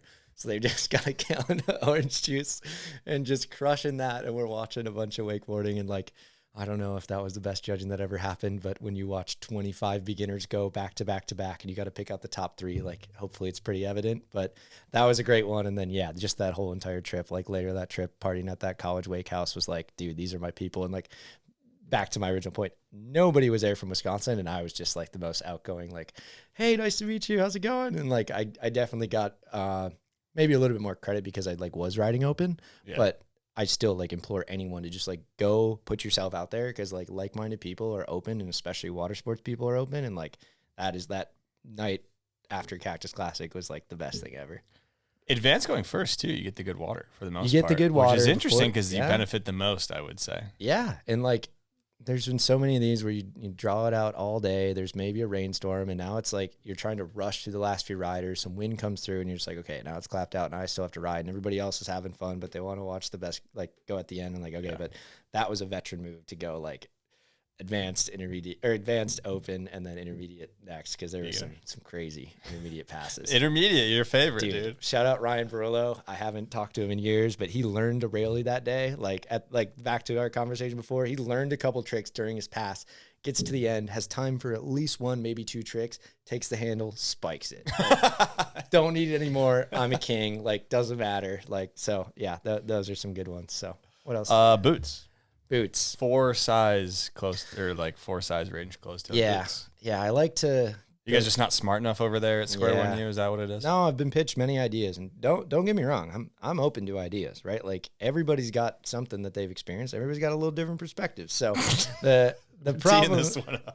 problem I have with this is typically when you try to hit multiple size ranges with the same boot, somebody's getting screwed, or you're trying to advocate for the dealer, right? Like we are not a direct to consumer company. We sell to dealerships sell to customers. It's easier for the dealership to buy 4 different sizes than it is for them to buy 7 different sizes. I get that. The problem is whoever buys them likely is not having as good of experience as they would if the boot just fit. And now I'd like to just kind of expand on the other industries of like, do you ever go to the snowboard hill and be like, hey, can I share boots with my older sister that's 4 years older than me? I can't even think like, of snowboard boots that are anything other than one size. Right.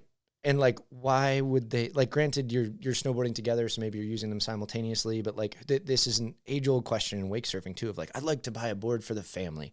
And guess what? They've got an 8-year-old and 11-year-old, and then dad's maybe got a little husky, and then 260, yeah, right, 6'3". Right. And it's like, okay, do you all swing the same golf clubs? Do you all ride the same snowboard down the hill? Do you all, like, there's just so many different things you can go down, and it's like, it's tricky because I think you're either trying to benefit the dealer by having to buy less sizes, or you're just trying to make it so they can grow into them, which is still like a product we offer. Our Parks boot is great at like giving you something that still can fit tight if your foot's too small, but then you can grow into it. But at the end of the day, it's like, it fascinates me where it's like, if you were to go buy a pair of hiking shoes, wouldn't you want them to be the most comfortable ones that are your size? Yeah. Because the last thing you want to do while you're hiking is think, oh man, these boots suck. Like, that's the part of that bothers me, where it's like, if you're ending your set early because your feet are uncomfortable, like, first off, I'm not doing my job. Yeah. Like, yeah, like, and like that, I get the whole, well, why don't we do it this way? Well, it's tricky, right? Like, people are different sizes. Why don't we make the same size vest for everyone? Like, you know, because people would drown. Yeah, right. I mean, I guess that would make sense. I do feel like the open toe boots though are a size range, and I think that's a good thing to have, because I think if you're at the skill level of just cruising around in open toe boots, it's not a huge deal. But I think once you get to the closed toe boot section, I would assume you're taking it seriously enough, right, or at a skill level that justifies having your own boot. Yeah, like, don't get me wrong, I don't mean to hate on open toe boots. I'm sure I could go do everything I can do on my closed toe boots on open toe. There's just like, as you get deeper into anything, there's like, hey, like, you want the best. You want the best. And so I think like the trickiest part is like people that share setups or kids that have growing feet. Like, that's going to be the trickiest part. And like, that's where open toe boots are a great option. Or if you want to go down the closed toe rabbit hole, you can. And there's different budgeted options for that. Like, our Parks boot is purposely there to not have the same price tag as some of our like elite high end stuff, but it's going to fit a few more size ranges and give you the benefit of that closed toe feel. Yeah, 100%. That's a good question, Maxy. I mean, I'm sure you probably get a lot of questions on boot range sizes and all that stuff, but I think you kind of put it well there. So yeah, and again, I get tons of ideas, and I'm never one to be like, oh, shut up, I know it better. Like, no, let's hear it. You know, like, everybody's got opinions, and some of them are good. Yeah. All right, let's dive into Slings Hot Takes presented by Slingshot. So they got 10 hot take questions here, and you can elaborate on them as much as you want. Mm-hmm. Number 1, favorite wake part? Outside of last night, because I think we won't talk about last night. We will not talk about last night. We won't do it. Oh, fuck, it was good though. Oh man, my cheeks hurt walking out of there, Hunter. Like, yeah, we both were like, we need a cig. I don't do smoke, nicotine, but I needed a cigarette after that. I mean, holy cow, like that was So outside of that, I think my favorite one would be Parks and Incomplete. So I love Incomplete. It would either be that or to his part in 12 Honkies. I'm also like a metalhead, so the fact that he does it to Iron Man is just like so hardcore. And like I said, I love that movie Incomplete. I've watched it 100 times at least, and I love that like everyone's got their hammers in that movie, and then it's Parks' section, and like it kind of opens with a couple gnarly crashes, and then he just does like cab 9 off the double up, and like I don't think anybody else in that movie does a heel 9. Like, he's just like, he was like a tier above everyone else. And so I think like that part to me is always something that stands out. Like the way he'd go off axis on some of his heel side backside spins, the way he that re-entry back 5 where it's like like toe side re-entry, just weird and sick. Some of those re-entry stuff, and just some of the massive double ups that they could hit behind, again, boats that are easier older than the ones so that'd be my favorite. Solid. If there was one rider you could bring back in the game, who would it be and why? I do love watching Dowdy ride. I think he left it all out there, dude. I loved watching Dowdy ride. I loved what he did kind of like as his career was wrapping up to give back. But man, when some of those double roll to blinds, even before he did the handle pass one, which still show me another guy who's done that on the boat. Nobody.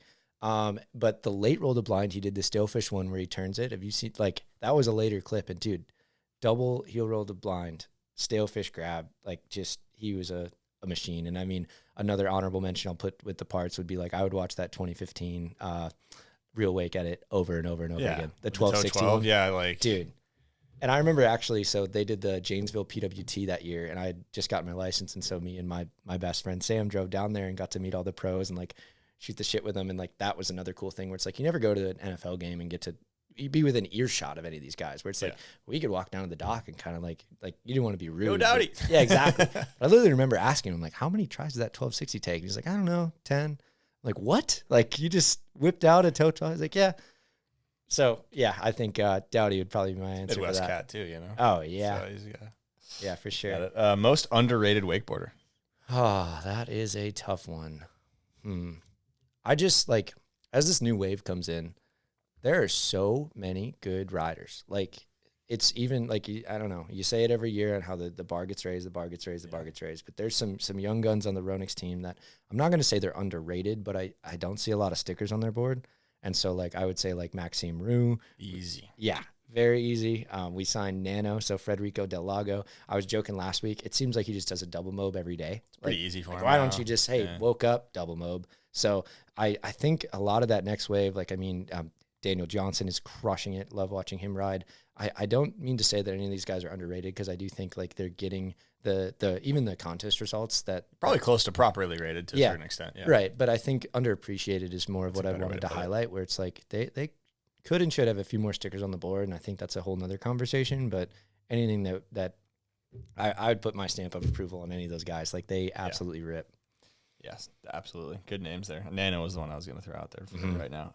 Is a video part from a wake park considered a full part? I would say absolutely, because us muggles in the world don't often get out in the winch spot. I was telling you before this, I've never winched in my life. I think it'd be fun to do, but like as you've expanded on plenty, like takes a crew, takes a village to go get a winch part done. And I do think there's a lot of exceptional riding. Like I think of a bunch of Gavin's parts, a bunch of what Trent's done. Like you can't just go dismiss that because it was at a part. Like these days, like, why are we hating on any parts that come out? There should be more parts that come out. If anything, I think all of these pros are too hard on themselves to continue to one-up their own riding, where, like, just put something out. Even if you landed that trick before, we'd like to watch you land it again. Yeah. That's something that in these old movies, like, when you go watch there's, like, 20 tantrum blinds. Maybe they took it a little too far with it, but, like, there's a middle ground. Where and even, like, movie to movie, guess what? They're still doing a tantrum blind in this one. They're going to do a tantrum blind in that one. Like, you don't need to have tricks that have never been shown to the world in order to justify making a part. Like we'd like to watch you ride in more of than just an Instagram story or some social media clips. Yeah. So give us something. I'm not here to hate on any Feed us, right? Dude. Like, and I appreciate their work ethic to like be devoted to be the best of the best of the best. But dude, we're fans of yours. We want to see some shit. Yeah. And guess what? When that NVD goes down in that part where you maybe had a couple repeated tricks, it's not going to get any less credit. Like it's going to still be something that we're like, if anything, you're going to get more credit because you put an effort to like, I know Cody Hess did the triple flip, but he built like a whole video part around it. Like, that's so cool. For sure. Number 5, can a butt checked trick be an NBD? I think that goes to the discretion of the rider who landed it, and anybody that is proud of their riding would say no. Great answer. Number 6, best female rider steez. Okay, so I'm very biased. I know I'm a Ronix billboard here today, but we were out at that photo shoot and we got to watch Julia ride, and she absolutely rips. Julia Castelli, Italian phenom, absolutely rips. And like the way she's able to flick these blind landings super late, the way she's grabbing crails, she's like grabbing front 9, wake to wake. Yeah, and like even on that shoot, she landed like most of the tricks I've ever seen her do. And like there was towards the end, she's like, "Oh, I want to do this one and this one." Guess what? Those two were done first try, and she was working on something else at the end. And so I think she's got a really good head on her shoulders too, having spent a week with her. And like she draws a lot of inspiration from different places. She's very appreciative of like the other women in the sport, but she's a wakeboarder, right? Like she's not just a women's wakeboarder. Yeah. Yeah, she's epic. And how old is she? Can she even drive in America yet? So I believe she's 17. Okay, I thought she was like 15, but insane still. I'm very excited. Like we were talking earlier before the pod, having the girls back on tour, and it's insane. It's awesome. It's great. Should have been there the whole time. But girls like her, like it's going to be very exciting to watch. Yes. Like, and it's cool that she's getting recognized not only by like us, but like Malibu. She's on like the actual like U.S. team for Malibu. Yeah, so like it's I'm excited to watch. Like I'm arguably more excited to watch the women's pro tour than like I've been saying it. Like, and I'm not going to say sorry to the dudes because I'm very excited to watch the dudes too. Yeah. Like but it's just a whole nother like genre of girls. I like to see Julia go up against Zara and Megan and like dude, that World's Final. Girls, like, do you remember last year? That World's Final, guys and girls was crazy. But that World's Final where like even Julia had a very strong bid to win that thing, and like Megan did her Pete 5 in that, and I don't know that she podiumed. Or maybe she got right, like Zara threw down, Julia threw down, Megan threw, like it was just like everyone kept one-upping each other, and like they were going for broke, right? Like they were leaving it all out there. Like I think Megan had a fall, and then she's like, "Well, guess I got to do P5," and she nailed it. So I'm excited to watch that competition. I think they're pushing harder now than ever before. Yeah, it's a good spot that they're in. Yep. Contest or video parts? I don't know. It's a stupid cop out. I think both are appreciated. You got to like pick one. Contest. Okay. And I would do contest because, dude, I think contest is putting your stuff on the line, right? Like, I think video parts should never be underappreciated, but contest is like you showed up, everyone had the same conditions, everyone rode the same boat or rode the same cable setup, and like you delivered that day. You didn't. There's so many different places in our sport that you can like watch it all crumble. You miss a handle pass, you're done.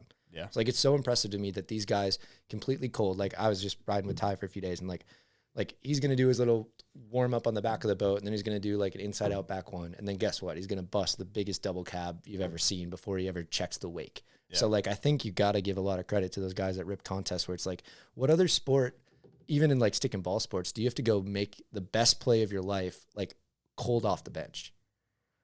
Yeah. Right. Like, not to say it can't be done, but like in a bunch of these sports, you kind of get in your rhythm. You kind of feel the pace of the game, this and that. Football, like, you get 4 downs. Right. Basketball, you get tons of possessions. Right. Like, and it's also like the game's not over if you don't convert that 4th down in the first quarter, right? Like the race isn't over if you get taken out in the first corner, but there's still some, like you can kind of work your way back up. Yeah. You miss that hand, like at the pro level these days, you're not winning with a fall. You're not podiuming with a fall. It's over. You miss one of those 8 tricks, you're done. Yeah. So. Yeah, the consistency you're putting in a box and you have to perform in that box. That's good. Yeah. It's great. I Pressure love both makes diamonds. Pressure makes diamonds. Best style. Best style. Oh man, I guess I gotta say Maxy. I'm a little RXT ganger myself, so I gotta say Maxy. He makes my brain hurt of like how did you do that? You know, like not gonna give any spoilers from last night, but literally like his level of creativity and like I think his inspiration that he draws, because he's again rips on a snowboard, rips on the cable. Like he'll never get enough credit for how great he is at both winch and cable and boat.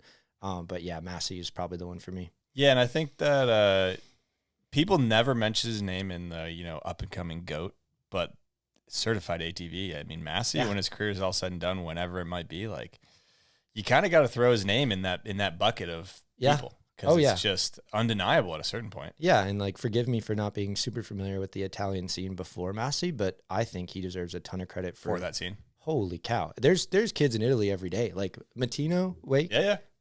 Where do these guys come from? Like how are they like it's insane. Like they've got a limited 14-year-olds that can at least like crow 5. Yeah. That's like something in the water. Yeah. Maxy seriously. threw something in the water when he left. Yeah. Favorite pull. For me, it'd be boat, but I can tell you what, yesterday was my first time back at the cable in many months. I went over to OW, and man, like it's so fun. Like I love the yin and yang, but for me, it'd probably be boat. I appreciate the differences and just how fresh you can feel doing one for a while and then going back to the other. Yeah. Also not here for any hate across the aisle on those. I don't know that it exists so much anymore, but like I know plenty of boat people that's like, oh, there's not a cable around me. Like it's not that they don't give it any credit, but they're just not invested in it whatsoever. And it's like, I'm never going to play football, but I can follow the NFL.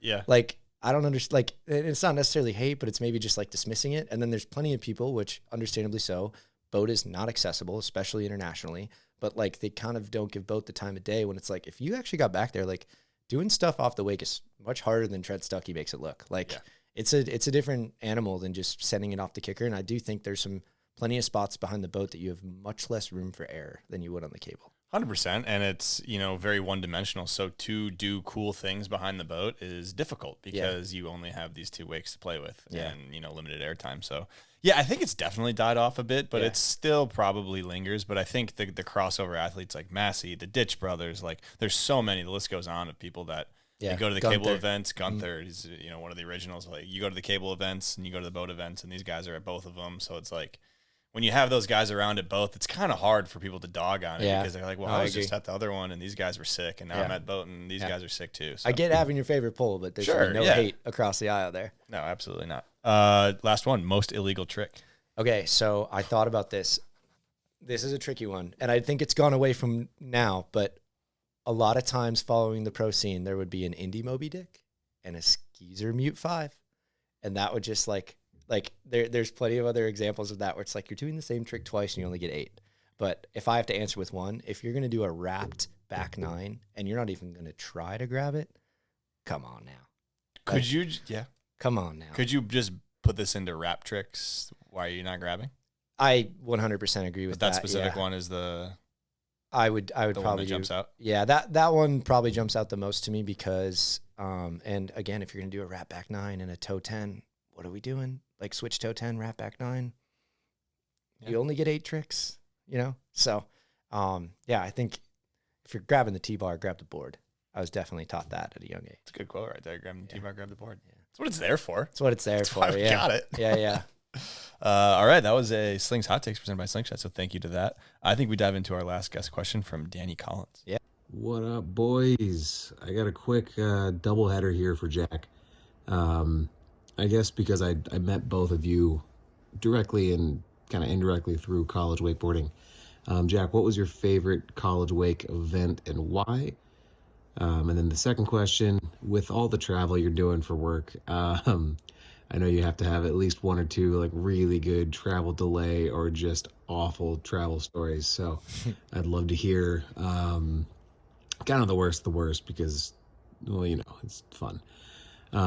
Can't wait to listen to the episode, and I'll check you guys later. Gosh, love Danny. He was always fun, man, because like I said, I was able to jump into open when I graduated, and those are kind of the guys there, and so you kind of just like Danny's a ripper, by the way. Yeah, Danny absolutely rips, and like the banter back and forth, we hit it off right away. Like, still get to ride and see Danny a good bit, not as much as I'd like, but love that he's still involved. But I would say probably favorite college comp. It's hard to pass up the one that OWC Nationals that I talked about. Like me personally, had been riding a ton. Brought a team down there for the first time in a while, like was definitely trying to work it all out. We're like, got the car rented, got the hotel, this and that, but like actually wanted to put a run together that I was proud about. I do think Danny might've been judging that day, but it was one of those where there was so many riders, so little time. So it was like, okay, whatever division it is, it's like all of you ride and then we pick 1, 2, 3, which as a judge sucks. But yeah, as time constraints, I get it. Like it's easier to go semis, whatever, but like I want to say there was 14 of us in men's A, and it was just one after another, after another, after another. And everyone is basically like on that start dock. And so there are some names down there, like Nick Fernandez ended up winning, and he rode like right before me and absolutely like ripped it up, like landed toe 7 to kind of seal the deal. But like at OW it was down back and then one on the way back to the dock. And so everyone's going crazy. He just completely ripped. And like, I knew, I'm like, okay, I kind of got to put it all out there. And like, I've got my AirPods in trying to just like be cool. And like at this point, like, again, credit to grassroots contests. That's what teaches you to compete, you know, like it's not any different as you get higher level. It's like, I still got to go out there and do it. And so I think like having grown up going to these grassroots stuff, it's like, all right, here we go. Got out there, kind of did what I wanted to do. Actually like butt checked a toe back 3 on the first pass, but like luckily like landed, rode away, turned around. Unfortunately like missed the handle on a heel 5 coming back. And so I knew, I'm like, okay, like now we're gonna have to make it work. Got the boat up, still had time for one more trick, landed that trick right away, and then coming back, like laced a chromo like right in front of everybody in the water there. So like I got the clip where like you're landing and like the board just claps and runs away, and I'm like riding blind towards the crowd and just like whip in. And so like that to me was just like, dude. And so funny end to that story where that was Saturday and then cable was Sunday, and us, like for many people on the team, had ridden cable maybe once or twice, so we weren't really planning on doing great in that. So we sent it pretty hard that night, and that next day I was put out there to like be the whatever A or B cable rider or something. Like Kale Pliska, a really good homie, he was great on cable, so I think we had him riding like in the A division, I was riding in B, and like it was a jam format, and like there's also a clip of this that I'll have to send you because like last lap or whatever, I'm doing some stupid like TikTok thing as I come around Motor Tower, and they're like, do something cool, and so I go off the XL kicker and I try to just do a fashion air and just ate it so bad. Like how took off, pushed too hard off my back. Like I literally kind of let it out like this and like flicked the board back, and knew as soon as I did that like there was no way I was getting it back. Like I didn't try to like a half railie kind of. Exactly. And I had no intention of doing that. Like on the boat, it's a little easier. You can kind of lean away, flick it up, where like this one I got pulled over the front. And so literally just like just sick ate it. And like head's kind of hurting already. And that didn't help. And that was just like a funny way where it's like, I definitely was more there for the boat side of things. And then, was able to eat shit the next day, brought right back down to earth. Yep, that'll humble you real quick. Worst travel story? Worst travel story. Gotta have one. Yeah, I've gotten a little bit better at travel lately, but I've gotten a little better at travel lately. Well, it's just like thinking about, okay, let's just do the things that make sense. So now, like a lot of the stuff, I will purposely like take a bus or drive, so I only get on one airplane instead of having like not a big flight to here. Like connection guy. Okay. Most of the travel that I was doing early on, I at least had 2 connections, if not 3, which is just 3 is crazy. Which part of it is I love flying out of my tiny airport that's local, that's 20, 30 minutes, where there's 12 gates, like whatever. It's nice to have that luxury, but then like as soon as that one's delayed, your whole day is fucked up. So shout out my wife, Ellie. She is great, but I had to go to visit the factory a week before our wedding last year. And factory is where? China. Yeah. Okay. Yeah. So right at like kind of like Hong Kong area. It's in Guangdong, but yeah, you fly in and out of Hong Kong, and then you take the train into the factory. And like, dude, best factory in the world. They make exceptional stuff. There's tons of respect for everybody there, but kind of part of the gig. And yeah, that was something where I'd never been really outside of the country prior to this, and have had to learn that. But I'm appreciative that I was put in that position, because I appreciate it a lot more now. Yeah. So this particular day, like it was the classic, everything's fine. You wake up that morning and you're like already getting hit with like the flight changes. And so the way there was a nightmare, and the way home was actually worse. But I think the way there, like I was originally supposed to go from like Madison to Minneapolis to Korea to Hong Kong. It's like Seoul, Korea. And so right away they start like changing my flight and stuff around. And so then they were going to, like the flight from Minneapolis to Korea was going to miss it by a few minutes. And so then they were trying to get me on one either out of Chicago or out of Atlanta. And so I get on the flight in Madison, I go to Minneapolis. They're like, okay, you're screwed. We're going to put you into Chicago, and then you're going to take this direct flight from Chicago to Hong Kong, and you'll be good. And I'm like, dude. Even better almost, yeah. I'm in like I think I was in like Comfort Plus, sitting down, kicking back. People are getting on the plane. We're on the plane to go from Minneapolis to Chicago, which Chicago's like a 2.5 hour drive for me. Like hindsight, didn't even need to go to Minneapolis. But they say they've got a hydraulic leak, and so we all deboard the plane. And at this point, they've got all my luggage. And so I had to basically pivot to get back on that original flight that I knew was going to get to Korea late. And so I had to get my bags back, go check them, kill 6 or 7 hours to then get on this 14-hour flight to Korea, get to Korea, miss my connector by no more than an hour. And so now I have it was like a 7:45 p.m. They don't fly out again until 7:45 a.m. So now I'm walking around the Seoul Korean airport trying to figure out what I'm going to do that night. Hotel's full, but they have these things called nap rooms. Yep. So use those in that same airport. Have you? Yep. Yeah. Pretty sick. What'd you think, huh? Not that great. Not that great. No. Believe it or not, like laying on a wrestling mat in a room full of strangers with no blanket and the loudest clicking door you've ever heard in your life is probably not the best. So I go in there for like a few hours, and then I had a hotel booked in Hong Kong that night, and I was going into China the next morning. And so cancel that. And now I basically wait 12 hours in this airport, get almost no sleep, have to get on the plane the next day, go into Hong Kong and land, and then go straight to the office. And just like, dude, I was a zombie that day. And you just burn a whole day of your trip. And that one I think was 38 hours door to door. And then believe it or not, the way home was like 44. But it was a little less gnarly with like the sleeping overnight in the airport. The other one that I'll honorably mention is I'm not a Delta guy anymore. To me, Delta stands for doesn't ever leave the airport. Because I was stuck in Detroit for 12 hours one time over delays. And within that 12 hours, they had all the time to put my bag from one plane to the next plane. But that didn't happen. But then I was switching from Delta to Korean Air to like finish the flight from Korea to Hong Kong. And like, so they completely lost my bags. I didn't have any air tags in them. I get to China. I wait for all my bags to come out and nothing's there. It happens that we're at like year-end dinners and stuff. So I'm going to all these different dinners, and I have no clothes. I was wearing contacts at the time, so I'm wearing glasses, sweatpants. Like I have literally nothing, no toiletries. 5 days go by, my bags don't show up anywhere. I call Delta ad nauseum. They're like, oh, Korean will have it. And Korean's like, no, we have no recollection of your bag. But they always want to blame like the last carrier or like airport you're on. So yeah, finally they were sitting in Detroit the whole entire time, and they finally showed up 5 days later. But that was hard to get through, where it's like, okay, now I have nothing. And granted, I could have went and bought more clothes, but it was always like, oh yeah, we'll find him. But that was a pretty bad one.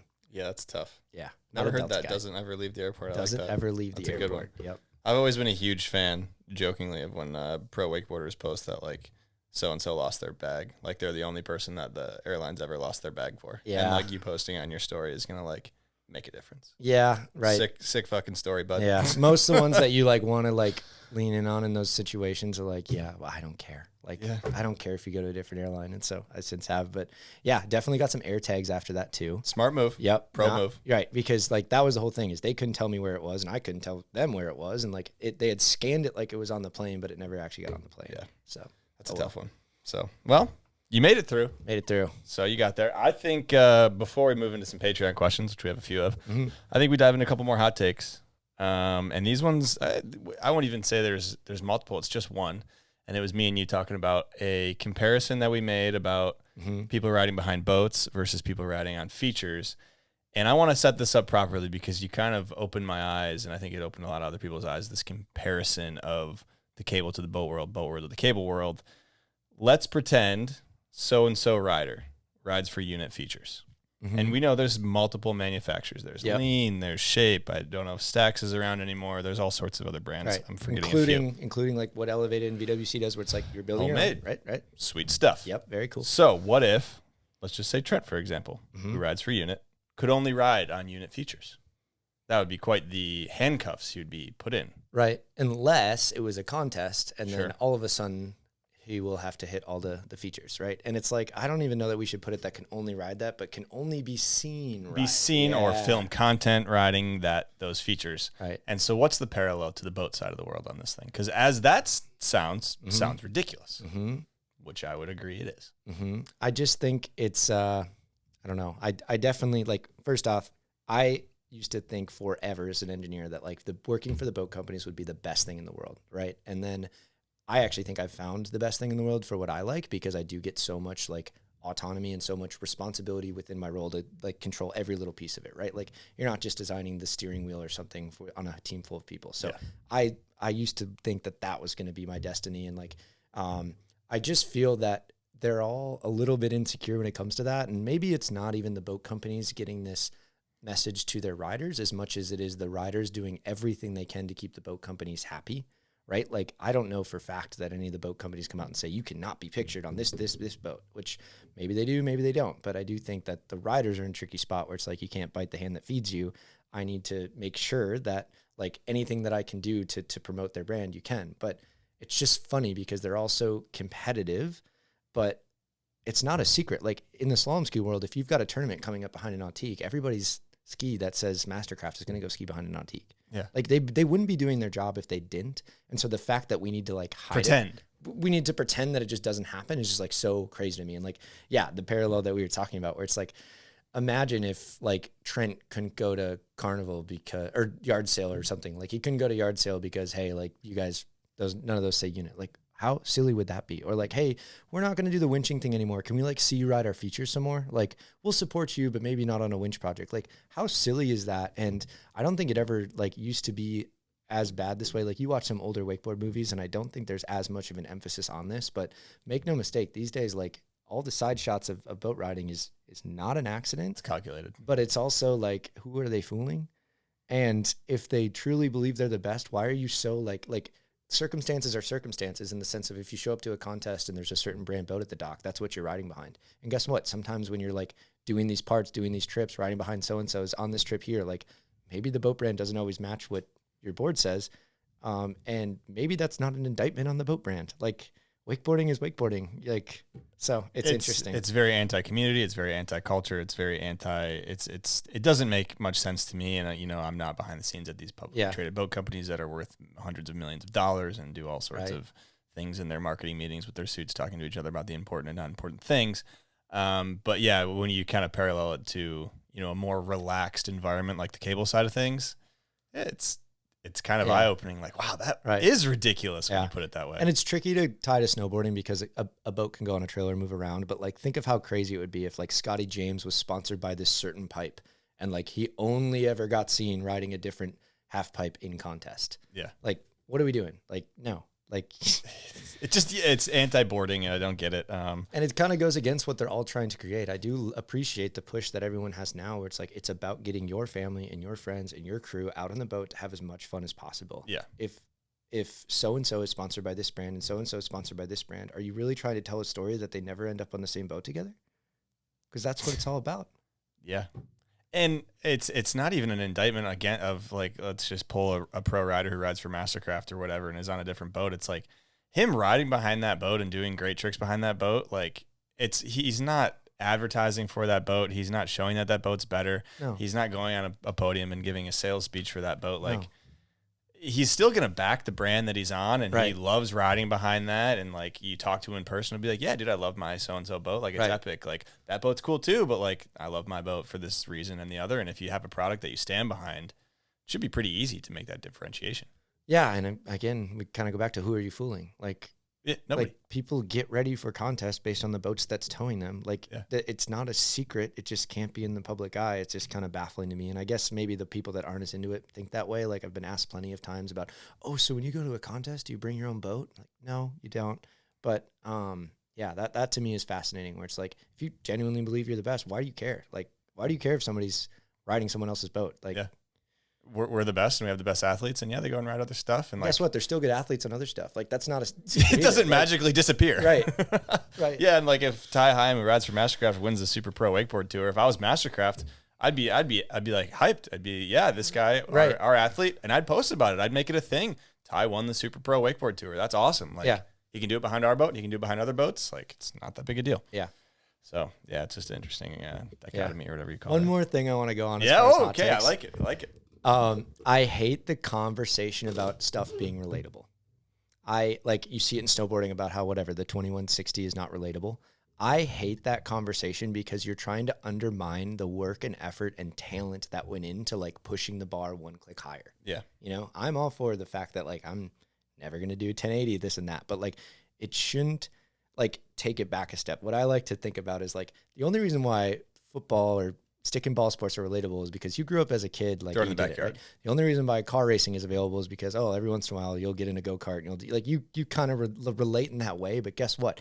If you were ever in those circumstances, you would be so far gone. Like you're not even close. Like if you ever found yourself trying to catch a pass, like on the NFL football field, it's not the same sport. You're dead. And so why do we try to undermine the people that are putting their like whole life, they're dedicating their whole lives to doing that trick that's one click higher, Yeah. I don't understand the whole conversation about, it's not relatable, I can't be interested anymore. Because guess what? The people that don't recognize the difference between a 7 and a 9 are just going to be stoked with whatever's in front of their eyeballs.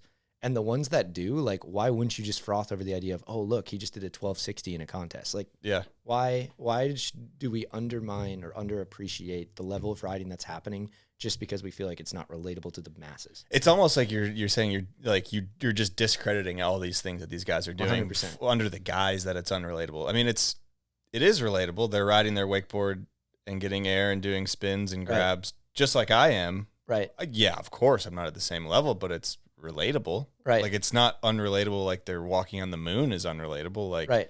they're wakeboarding. I'm Yeah. wakeboarding. We're doing the same thing. I Right. can relate very actually easily with holding the handle, going through the wake. Like I guess I don't know why people say it so much. It's almost like they're almost angry at the fact that it's gotten so much or something, but Right. And like the sport they fell in love with is something that was a bit more attainable for their skill level. And it's like, okay, but that's what progression is. Like the sport, it gets better. The movies get better. The tricks get better. Like, why would we discredit it? Because it went a little bit past of what most people could ever strive of what you to. put it in the box of. Right. You're like, oh, well, I like to go to 900, but once I went to 1080, I was like, that's too much. Once I Right. went to 1260, that's too much. And It's the like, people that recognize the differences between those tricks are not the same ones that are going to be any less stoked. Like the people that to the naked eye can't call out a trick, it's not any less relatable to them when it's a 1080 versus a 720. Yeah. Not at all. What are we doing? That absolutely makes no sense to me. And I think there are aspects where it's like it is cool when they do quote unquote relatable things because they can make it look really good. Like a front three by any of these big pros, they're so dialed on their board. They grab forever, they tweak, they poke, takeoffs look great, landings are stomped. Like maybe that's a little bit more relatable in the sense because you do 360s as well. Yeah. But just because they add a 180 or another flip doesn't make it a whole different sport. Yeah, no, I'm with you. So yeah, that's a good point, because a lot of people do say it's so unrelatable, and I don't know if that's the right word that they're looking for. Yeah. It's kind of almost a cop out. Right. It's okay to appreciate it and know that you're never going to do that trick. Okay. Yeah, it falls under the same attitude people have when they see a pro ride and they're like, oh, I don't want to ride behind that pro because he's doing all this crazy shit. It's like, check your ego at the door. Go have fun. Yeah, bud, we're wakeboarding. Leave it. Go touch water. It's not that deep. Go touch water. Take the whip. Not that deep, buddy. Yeah, as Parks would say. So yeah, that's a great. I'm glad you included that because that's very important. All right, let's dive into some Patreon questions. Let's do it. We got first one from Scott Perkins, kind of a long one here, but it's about boots. So great work, Jackson. Love the RXT boot. Huge fan for many years. When designing a new boot model or updates to models every few years, how do you think about and balance priorities between performance, weight, quality, longevity, cost, etc.? Great question. Thank you, Scott. Pumped with all that he's doing in like the Georgia scene and I think he was just riding like a couple days ago too, ripping. So yeah, and like I've talked to him actually about some mods for like the boat that he's on and stuff too. So it's cool to see like people like that are as stoked on it as ever. But to answer his question, like it kind of comes down to understanding your customer. And very quickly after you understand your customer, you have to understand what the customer is willing to spend. And then very quickly after that, you have to say, okay, like, can we build what's the best product that we can build for a customer that's willing to spend this, right? Like you kind of, in my eyes, you work backwards for who it's for, right? And I do think, I kind of touched on this before, I don't know for a fact, but we spend a lot of money to build our boots, and it's kind of to spare no expense. So like he's asked like, hey, if money was no object, what would we do? Damn, that was the second part of the question. Yeah. Shit, okay, perfect. Like I don't know what else that we do because we still like, I don't feel like there's any stone unturned, you know, like we go into the fact, like we have a plastic molded skeleton that's inside of the boot that we literally like stitch everything around the boot to give it like structure that interlocks with a base plate. That base plate, like you can talk all you want about different materials, like should it be titanium, should it be this and that, but part of what I think gets lost in like this lust over expensive materials is how it would change the feeling and like the board feel of it. And not to mention like plastic's pretty light compared to a lot of these, and I mean, how strong do we need them to be versus like I'm a big fan of making stuff more durable. Like that's been something that I'd like as soon as I walked in the door, I'm like more durable. But at a certain point, like you check that durability box enough where it's like, let's try to optimize. We don't needs to last for 20 years. Yeah, and like all the materials that we use, like trust me, the detail that's put into those are the most fun boots for me to work on because I'm just like stoked on wakeboarding, stoked on pro wakeboarding, and like when that customer is willing to spend a few more dollars to get those upgraded high-end materials, I think it's the most fun for me to work on where it's like, okay, now we can kind of throw the kitchen sink at it. So I don't know that there's a whole lot that I would do if price was no object. I know I kind of started by saying you got to realize what somebody's willing to pay, but like, dude, we make a badass intuition liner. We use super fabric on the tongue to give it like rigidity in the way that like you want you to feel as you lean over your toes. Like we make sure that the shell is also shaped to the outside surface of the liner so that there's nothing happening in between there. We make it so the base plate would be serviceable if something crazy were to happen, like wakeboard falls happen. If that base plate were to break, we can actually save the rest of your boot, put it on a different one, and you're back up and running. So it's like, I do think like, it's cool to work at square one because if I'm passionate about ideas that could help to raise the bar for that, I have the ability to chase those ideas. But at the end of the day, you have to prove that it's feasible. But honestly, I don't feel like anything's off the table. Okay. I like that. You answered the second part and the first part as well. All right, we got another one from Ryan Shimabukuro, and he's wondering what's the best and worst things about riding in Wisconsin. And then we got a second part about banning wake boats. Yeah, so shout out to Ryan. He's also an OG from Fort Fremont. He's been documenting that forever. Yeah. So best and worst part about riding in Wisconsin, we touched on the Midwest a bunch. Like the people that are passionate about it are freaking passionate about it. Like I have my own crew there with a bunch of even like some of these guest questions and like some of the homies that have called in today. Like there's a certain camaraderie when you know you've got only a certain amount of time to enjoy the summer. And you really can vibe with the people that are as into it as you are. And it's just that idea of like, hey, I'm going to shoot you a text and like, we're going to meet up on this night and we're going to go ride. Oh, hey, like we're going to ride at 6 a.m. before sunrise. Like I love that part where you can still find a sense of community and like people are stoked to get out there and chase it. And then I also love the fact that like, although it's cold, I get a lot of empty lake time in the spring and the fall where people like after Labor Day is some of my favorite times to ride because people mail it in and the water's still nice and warm. So that's great. But the worst part is I guess also the cold. Like that. It gets that is a bit tricky. windy too. I mean, and the traffic. Like I'm not alone in being stoked on the summer. Like there's, dude, you'd think it's Omaha Beach. They try and pack it the in, lakes dude. of Wisconsin. They got pontoon boats going like crazy. So I would say that like in the middle of the summer, some of the worst is like by 9:30, the lake is toast. Yeah. On the weekends. So that's probably one of the worst. But it, again, like you plan accordingly, and you know that the best part about it is the lake is public. No one owns the water. Facts. No one owns the water. Huge facts. Yeah. Also, he's wondering about what do you think will happen with the strong lobbying for banning wake boats on Wisconsin waterways? I know it's a big, as you would say, battleground state. Yeah, that's a funny way of putting it. But yes, so we've had much more conversation about that than I think a lot of other states. I mean, it's hard for me to fully know because that's just what I know. Yeah. But they recently passed one, I believe this spring, which I was a fan of, where they gave wake surfing a 200 foot from shore rule, which I'm fine with. If you want to go 2, if you want to go 300 feet from shore. If you want to go 900 miles from shore for wake surfing, I'm about it. Hit the ocean, bud. Yeah, the problem is there's just not enough education and understanding of the people that are lobbying for these laws and the legislators that are starting to write it. Because like that's one thing, like I've reached out to our like congressmen and women of like, hey, I know, like, if you are looking for an industry professional that can give you every little detail about our perspective, I would be happy to share that with you.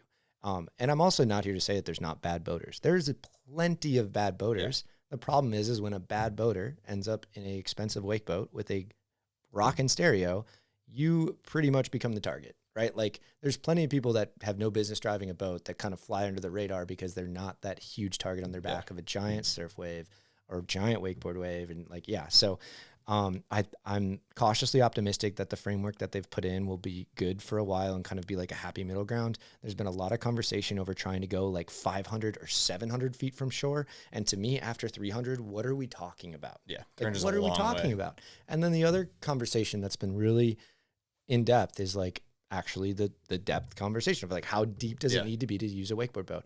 And there's all these different things. And granted, there's a study out there by the WSIA where they took that G23 out and they added weight on top of the ballast and like quantified all of the effects of the wave energy as it comes in. And like I studied biological systems engineering too at Wisconsin. And so it's fascinating for me to kind of go through that and understand the energy of a wave. And so I hate how people dismiss that study because it was industry funded, even though it was like third party through the WSIA. Like it wasn't the WSIA that did it. Yeah. But there's a big conversation around how deep do you have to have it? And a lot of people are trying to say it's 20 feet.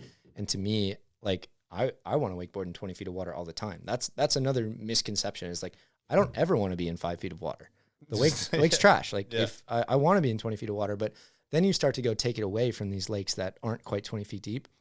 And the reasoning they give is that we're disrupting the ecosystems and the fish habitat underneath the water. And granted, I'm all for sustainability. My uncle actually is like a huge sustainable farmer where like he does no-till, like he manages his runoff very, very well. He works with the college of actually like showing these programs of how you can do it better to make sure that we preserve our lakes. But if you think that we're really disrupting the fish's habitat by driving in less than, we'll say 10 feet of water with a surf boat, do we not dismiss the bass boats that literally use their prongs to go down into the fish's habitat and then cast to rip the fish out of the water?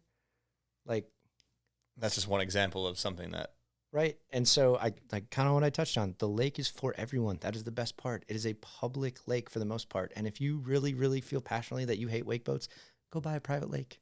Yeah. It's as easy as that. Yeah, 100%. There are reasonable things, like you said, 200, 300 feet. Like, I do believe that's reasonable. I think that there are reasonable measures that should be taking place because, it can be dangerous if you ride 50 feet away from shore, which, is illegal anyways. But, right. It's bad. The last thing I'll say is like wind. Nobody is around the lake when it's windy and shitty and storming. If you watch whitecap rollers crash into your shoreline for do way more days at a time, I can confidently tell you that that's going to do way more damage. It's just easier to point at the big wake boat driving by and say that that's our bandit, while quickly dismissing the fact that you haven't invested $1 into your shoreline over the past 50 years. Believe it or not, it's not going to look any better year after year. And like the ice moves things around. So yeah, I think it's a lot of finger pointing. It's very easy to make wake boats the scapegoat. I think there's a lot of bad boaters in general, but a few bad eggs in a wake boat can make it bad for all of us. So I don't know. My biggest fear is that it'll go away and like people like me that try to make it as be as respectful as possible, keep the volume down in the morning, like be as far away from fishermen as possible. Like the only time I'm close is when we're trying to like share a line or get a shoreline for wind. It would suck to like take it from the people like that are doing it right, just because enough people raise heck over. It's always a small percentage that ruins it for everybody else. But yeah, I think education's the big one. And sometimes everybody talks about education, but the guy who's going to be a fucking asshole isn't going to listen to the education. He doesn't want to be educated. So it's kind of a catch-22 situation. But get out there and write him tickets. That's the other thing. Yeah. Absolutely. Don't go blaming everybody. Like, get out there and write that guy tickets and make him understand what he's doing is wrong. Like, I mean, we've seen it all the time. I'm sure you've seen jet skiers too. It's like, if only the cops were around for this. Well, it's great when you're, wakeboarding and, the jet ski goes so close behind you, and this guy either rented the jet ski or has no idea what he's doing. Next thing you know, you fall, this guy doesn't see you. Like, there's also, it's lake. That's lake life, you know? Shit happens. And you got to punish the people that break the rules and stuff. But yeah. All right.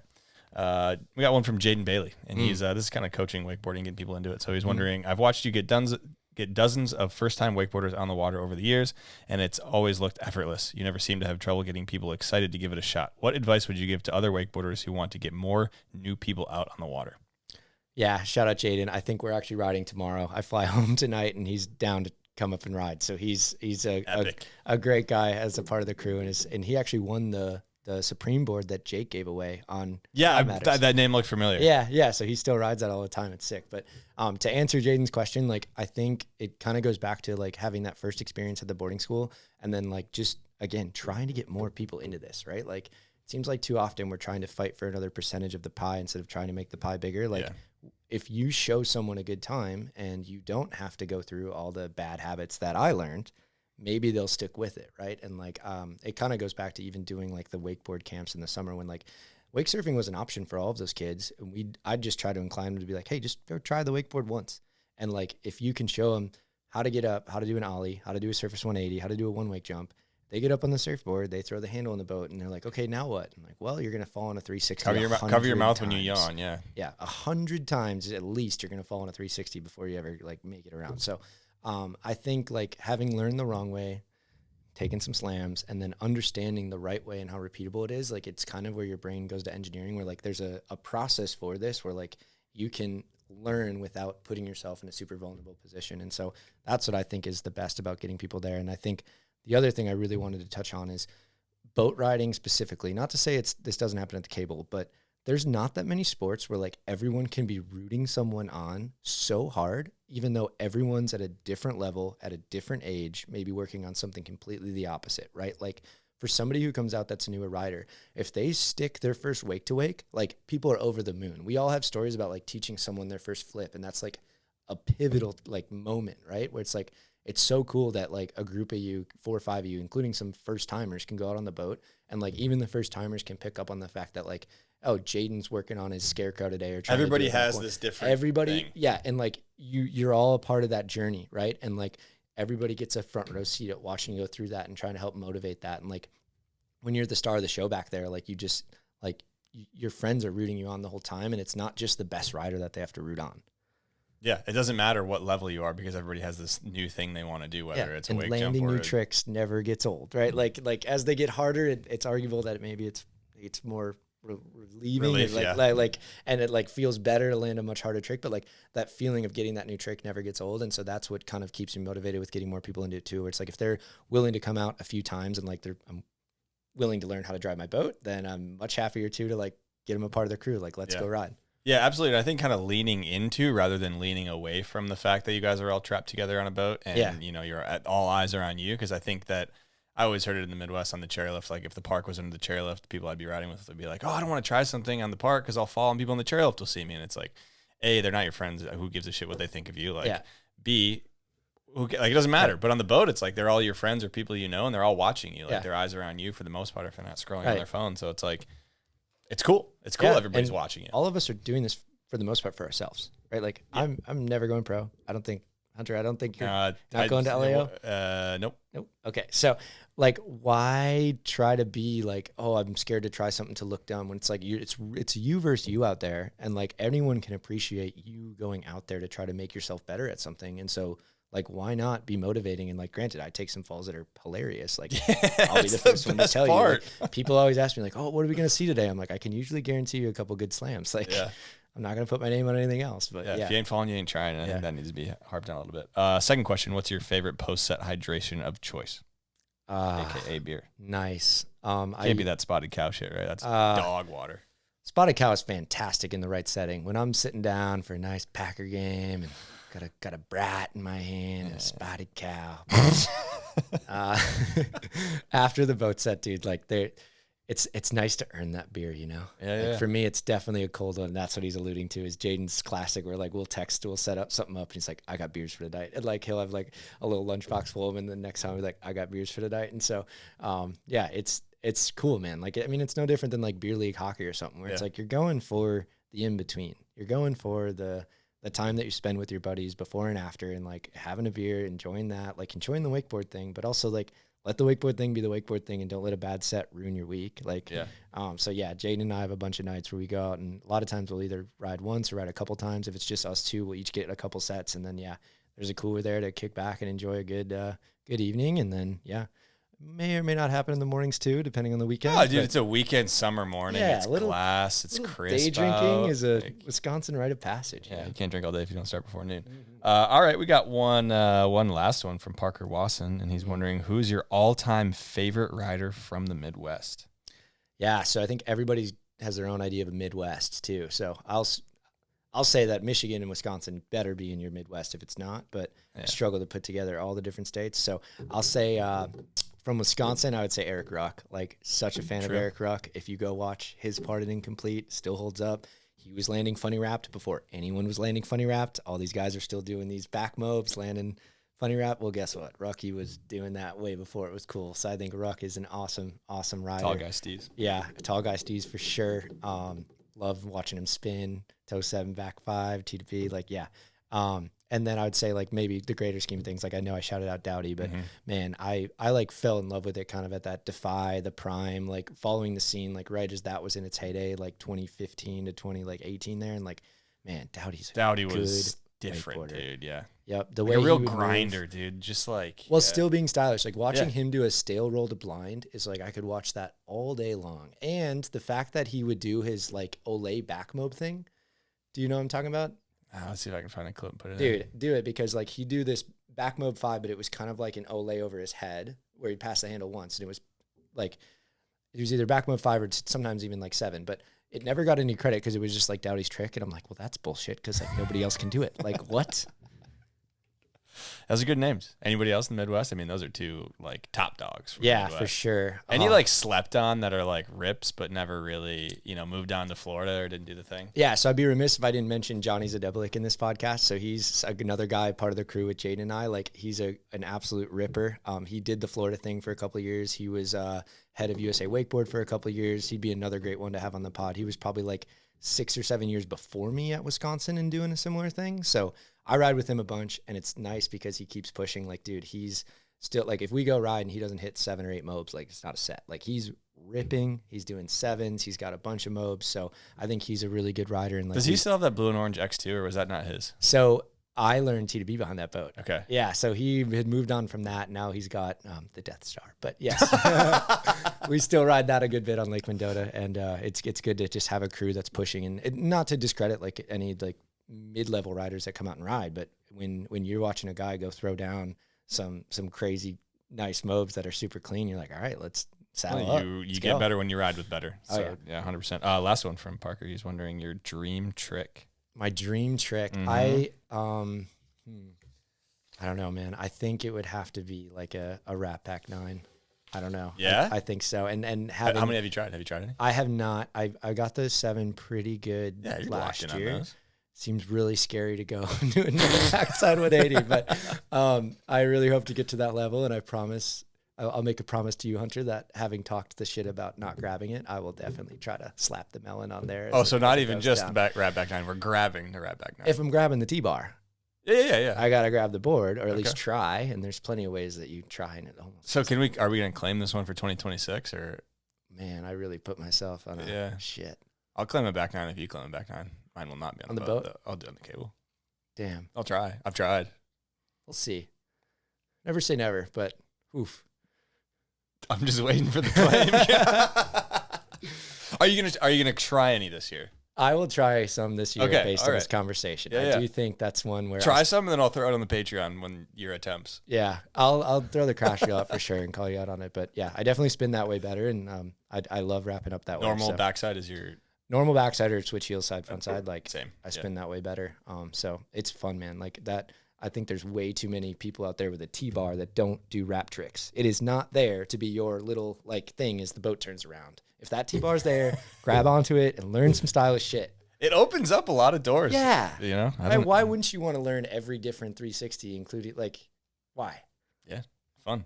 All right, let's talk setup before we wrap this up. So, I mean, you kind of touched on what you're riding, but board, boots, stance angle. What do we got? Yep. So I've been a longtime member of the RXT gang from the OG days. So I've had just about all of them.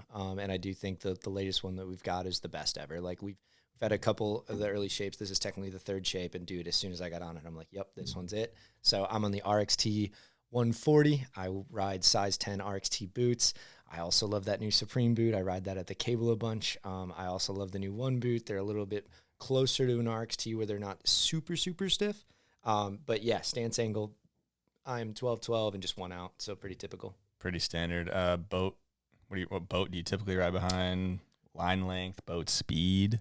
So was completely over the moon last year. We found this 2016 G23 that was single owner and only had 40 hours on it when we got it. So what the hell is he doing with that boat? Don't know what happened, but it was like posted in the middle of winter. A dealership was selling on consignment. What we were told is it was a Lake Geneva family that bought it for their son, and they had a pontoon, and then the son kind of went off to college and got interested in something else. And I'm like, hallelujah! Like, I run a lot of hours on a boat, and so yeah, was able to be able to bring that one home. And like, dude, I've been frothing over a G23 since. What year did you say? 2016. 16. So it's the first year of the second gen hull, and so I think that one is so. And I guess we touched on it earlier about like used boats like that. We're getting close to the point where these boats that have like changed the game, like that G, not that G, but the G in general has changed the game, are becoming on the market, not affordable, but nowhere near what the prices are now. And you're getting a fucking amazing boat. Yeah, and when the prices of new boats keep going up, the price of your used boat also kind of sticks around, you know? Like it's like as the new boats and like as that pinnacle keeps going up and up and up, like getting into a nice used boat, like you're not going to lose your ass on it in 5 years necessarily, right? Like it's the price of having fun. But yeah, we've got that thing and I've got it pretty dialed. I'm actually stoked to get back home and get pushing behind it, but I run that at 22.2 and I run 75 feet. Okay, very standard. Cable setup. Cable setup. You're on the cable. Yeah, so I love going down to West Rock as much as I possibly can. Dan, whenever you want to open, I'll be there. He might be open by the time this comes out. Let's hope. Action Wake Park beat him to opening, so sorry, Dan. That's a tough one for you, bud. But I love the Utopia. So I was on the Kinetic for many years. I rode the 144 Kinetic, telling myself that, it's closer to the size of my boat board. And then I got on the 150 Kinetic, which was great. Like, I did like sizing up, but for me, if it's anything more than 150, like I'm already kind of clipping stuff. I'm like I reach down to grab the tail and I'm just punching the board. I'm like, oh yeah, this is not a 140. So I rode that for a while and then got on that Utopia and just felt like the best thing about the Utopia is how fast it's on top of rails. So the way that like the channeling works underneath the board, there's very little of the board that like in a typical board slide or front board that's like in contact with the rail. So because of that, like it slides so much quicker and just feels like you can, feels like you can do anything. It's fast, which is what I love too. Like coming from the boat, I like a fast board that you're able to like get speed on. When they've got too much rocker, it just doesn't do it for me because I'm so much used to like the boat feel. Yeah. And then the tip and tail having no rocker is like sick because like you can really spring off of those. I mean, Trent's a great example of it. So I run a 148 Utopia with 147 Utopia with size 10 Supreme bindings. Okay, same stance and angle as 1 out, 12-12. Try to keep it similar. Okay. How often do you ride? I ride a lot. I'm not afraid to say it. So ironically, like Jaden kind of turned me on to like keeping a log. And honestly, like it's fun. When I first got into it, like I was telling myself that like, hey, this is important for my job. It'll like track my gear. So the amount of sets that I get on it, like I can see if stuff like degrades and breaks down. That's important too. But outside of that, like you don't have to have a job like that to track your sets. And so like I literally keep a log of like every time I rode and like what I was riding, what I rode behind, and then just like a couple of comments of like who was out there on the crew, like what you were stoked on, like what that day was like. And I think like as years go on, it's going to be cool to like reflect on that and like all the memories that come from that, because not all of us got a film crew following us around. And so, yeah, I usually keep track. A couple years ago, I hit 158 sets. And then last year, I was pretty busy with travel and a wedding and this and that. So I was like around 140. And so hoping to eclipse both of those this year. And that's like wake, like, because then I'll slalom a good bit and foil. Oh, okay. Yeah. Interesting. That's a lot for a Midwest cat, for sure. But I mean, I guess it makes sense. When you and most of it's like March to November. So, I mean, we're on it. Like in the middle of the summer, if I get through the week and I haven't ridden 7 times, something's wrong. Like it's time How to go. often do you hit double ups? I don't hit double ups enough. I need to hit double ups more. I need to do a better job of like setting up the boat to go hit double ups, because I'll be honest, like I love how my boat is when I get it set up to ride full weight at 75, but I am not good enough to hit double ups at that setup. So got into some last year, think I can do some more this year. I definitely need to hit double ups. You're kind of at the discretion of who's in the driver's seat. So shout out to all my friends that I've taught to drive the boat, but not all of them are like super into wakeboarding, but they're know enough to drive the boat. And so sometimes when I bring up double ups, you can see it in their eyes and they're like, okay, maybe not this time. We're good with straight lines. Yeah, I need to hit more. Probably like once a week. Okay. I think they're absolutely. All right. I mean, before we wrap this up, anything else you want to touch on before we Dude, I just want to thank you, Hunter. Like I said before we hopped on, like I've listened to every single one of these. I appreciate what you're doing for the sport. You don't get enough recognition. You don't get enough appreciation. And like having been outside the industry, like dude, when I would roll up to Milwaukee Tool and there was a new Grab Matters waiting for me, like that was what I was going to do that day, and just like turn it on, like feel like I was back into the scene, hearing all these stories come out. I'm excited to see how you evolve this. I appreciate, I appreciate the shop talks. Like, I think that's awesome. I appreciate like what you did at Wake the City that year. I was also at that event. That was incredible. What you're trying to do for the community is great. So I want to thank you first. I absolutely have to thank my parents, Jane and Al. Like I would not be anywhere like in this sport at all without them. I always joke with my dad of like, you created this monster, because for years he was trying to convince you to get behind the boat, and then little did he know I would be running up the hours and like just. He could have just left you after that one face plant on the skis. Could have been like, oh man, maybe you'll get into volleyball. 2-stroke Downy or something. Yeah, that could have worked. But my parents are the absolute best, and it was really cool for them to help me realize the opportunity that I have at Square One, and like how it kind of all went towards something. Yeah. I have to thank my wife, Ellie. She is the absolute best. She puts up with a lot when it comes to wakeboarding and just my level of stoke on different things. A lot of our days are planned around, and a lot of our dinners are planned around, hey, I'm going to be on the boat until about 8:30. So she's the best. She'll pull me, which is incredible. She'll ride a decent bit herself when she's feeling it, but she's the best. And then I got to thank everyone at the Square One family. Like everyone I work with is awesome. We are such a family. Everyone I'd go to war with, and everyone kind of works super hard in their role. And it is a bunch of people that are stoked on water sports that you'll never know their names, but they're just fans. And you're willing to always go that extra mile. You're willing to stay up to send that extra email. You're willing to go further because you know it's all going back into a sport that we all love. Yeah, when you work in the fund industry, sometimes it doesn't come back in dollars and cents. It comes back in smiles, and it's hard for some people, but for others, it's just the way of life. And and it's like much smaller of a crew than you think, right? Like we kind of hit on that where it's like we're not a crazy large company, and from the outside looking in, you might think we are, and that's just a credit to all the people that are like I mean, Eric Ruck and Mariano, that all they do with the media that we have is insane, right? Like Paul O'Brien leading our brand for so many years, and like literally starting to found wakeboarding back in the Hyperlight days. Like it's so fun to be around these people that have all these different experiences and are just as thrilled on it as I am. Yeah, it's epic for sure. Before we wrap this up, I want to give you an opportunity to predict the correct NFC North standings after this upcoming season. Thought a lot about that, yeah. There's one correct answer, but I'll let you say what you think the standings will be. So can I first ask you something? Sure. Which team or teams missed the playoffs? In the NFL? In the NFC North. The Detroit Lions missed the playoffs. This year? Yes, they did miss. No. This next year. Which ones? Which will miss? Yeah, in your eyes, what ones do you think are going to miss the playoffs? The Minnesota Vikings are absolutely missing the playoffs. Yeah. And the Chicago Bears are missing the playoffs. I love that. Okay, yeah. This one's for you, Cole. So the Packers are going to win the NFC North for the first time in a while. Very obvious, right? Clearly. We'll get Micah Parsons back. I'm not going to say yes, but... I do think Detroit comes back in a bad way. I'm not going to doubt Dan Campbell. Facts. Dan Talica. Kneecaps off. Yeah, exactly. And then I'm really, really, really hoping and praying for a down year for the Bears. Like nothing would bring me more joy because I think they got away with like murder last year and made a lot of things work. And like if the ball bounces a different way, they're quickly out of the playoffs, which would be awesome. And then I think the Vikings are their own worst enemy. Vikings are just trash. Yeah, and it'll be fun to see Kyler. Like it's fun that Kevin. It'll O'Connell, be interesting to watch. Yeah, it's fun that Kevin O'Connell is just like the whisper, and so it's like here's a new challenge for you. Like might work. Yeah. That guy from Michigan who cheated miraculously didn't do well in the NFL. And then Chicago, they have no chance as long as Caleb Williams is there because he's just trash. So couldn't agree more. Yeah, easy. It'll be a 1-2 battle between Did you see the cheesehead sitting up there? For those who don't know the lore, I don't even remember what bet I lost. What was it? It was winning the Super Bowl. Dude, I had the field. Hunter literally bet me. I'm like, you had the Lions winning the Super Bowl. I had the field, and it was what I had to wear a Green Bay Sucks shirt every Sunday and post a story the next year. Yep. Which is honestly that was bad. That would have been epic because you go to tailgates and stuff. And that would have been great. Yeah, that would have been bad. But you had to wear that. Record a whole episode with it. Yeah. And I did. I had it on. And you still have it. That's impressive. Have it. I mean, I don't That's know. That's a freshie too. I don't know how to get rid of it. You also sent me koozies and stuff. Oh, and yeah. Like, what the fuck am I going to do? I went through the those? sales section and just immediately in the trash. Yeah. Not even. I actually do have them laying around here somewhere. But I mean, before I think that covers it.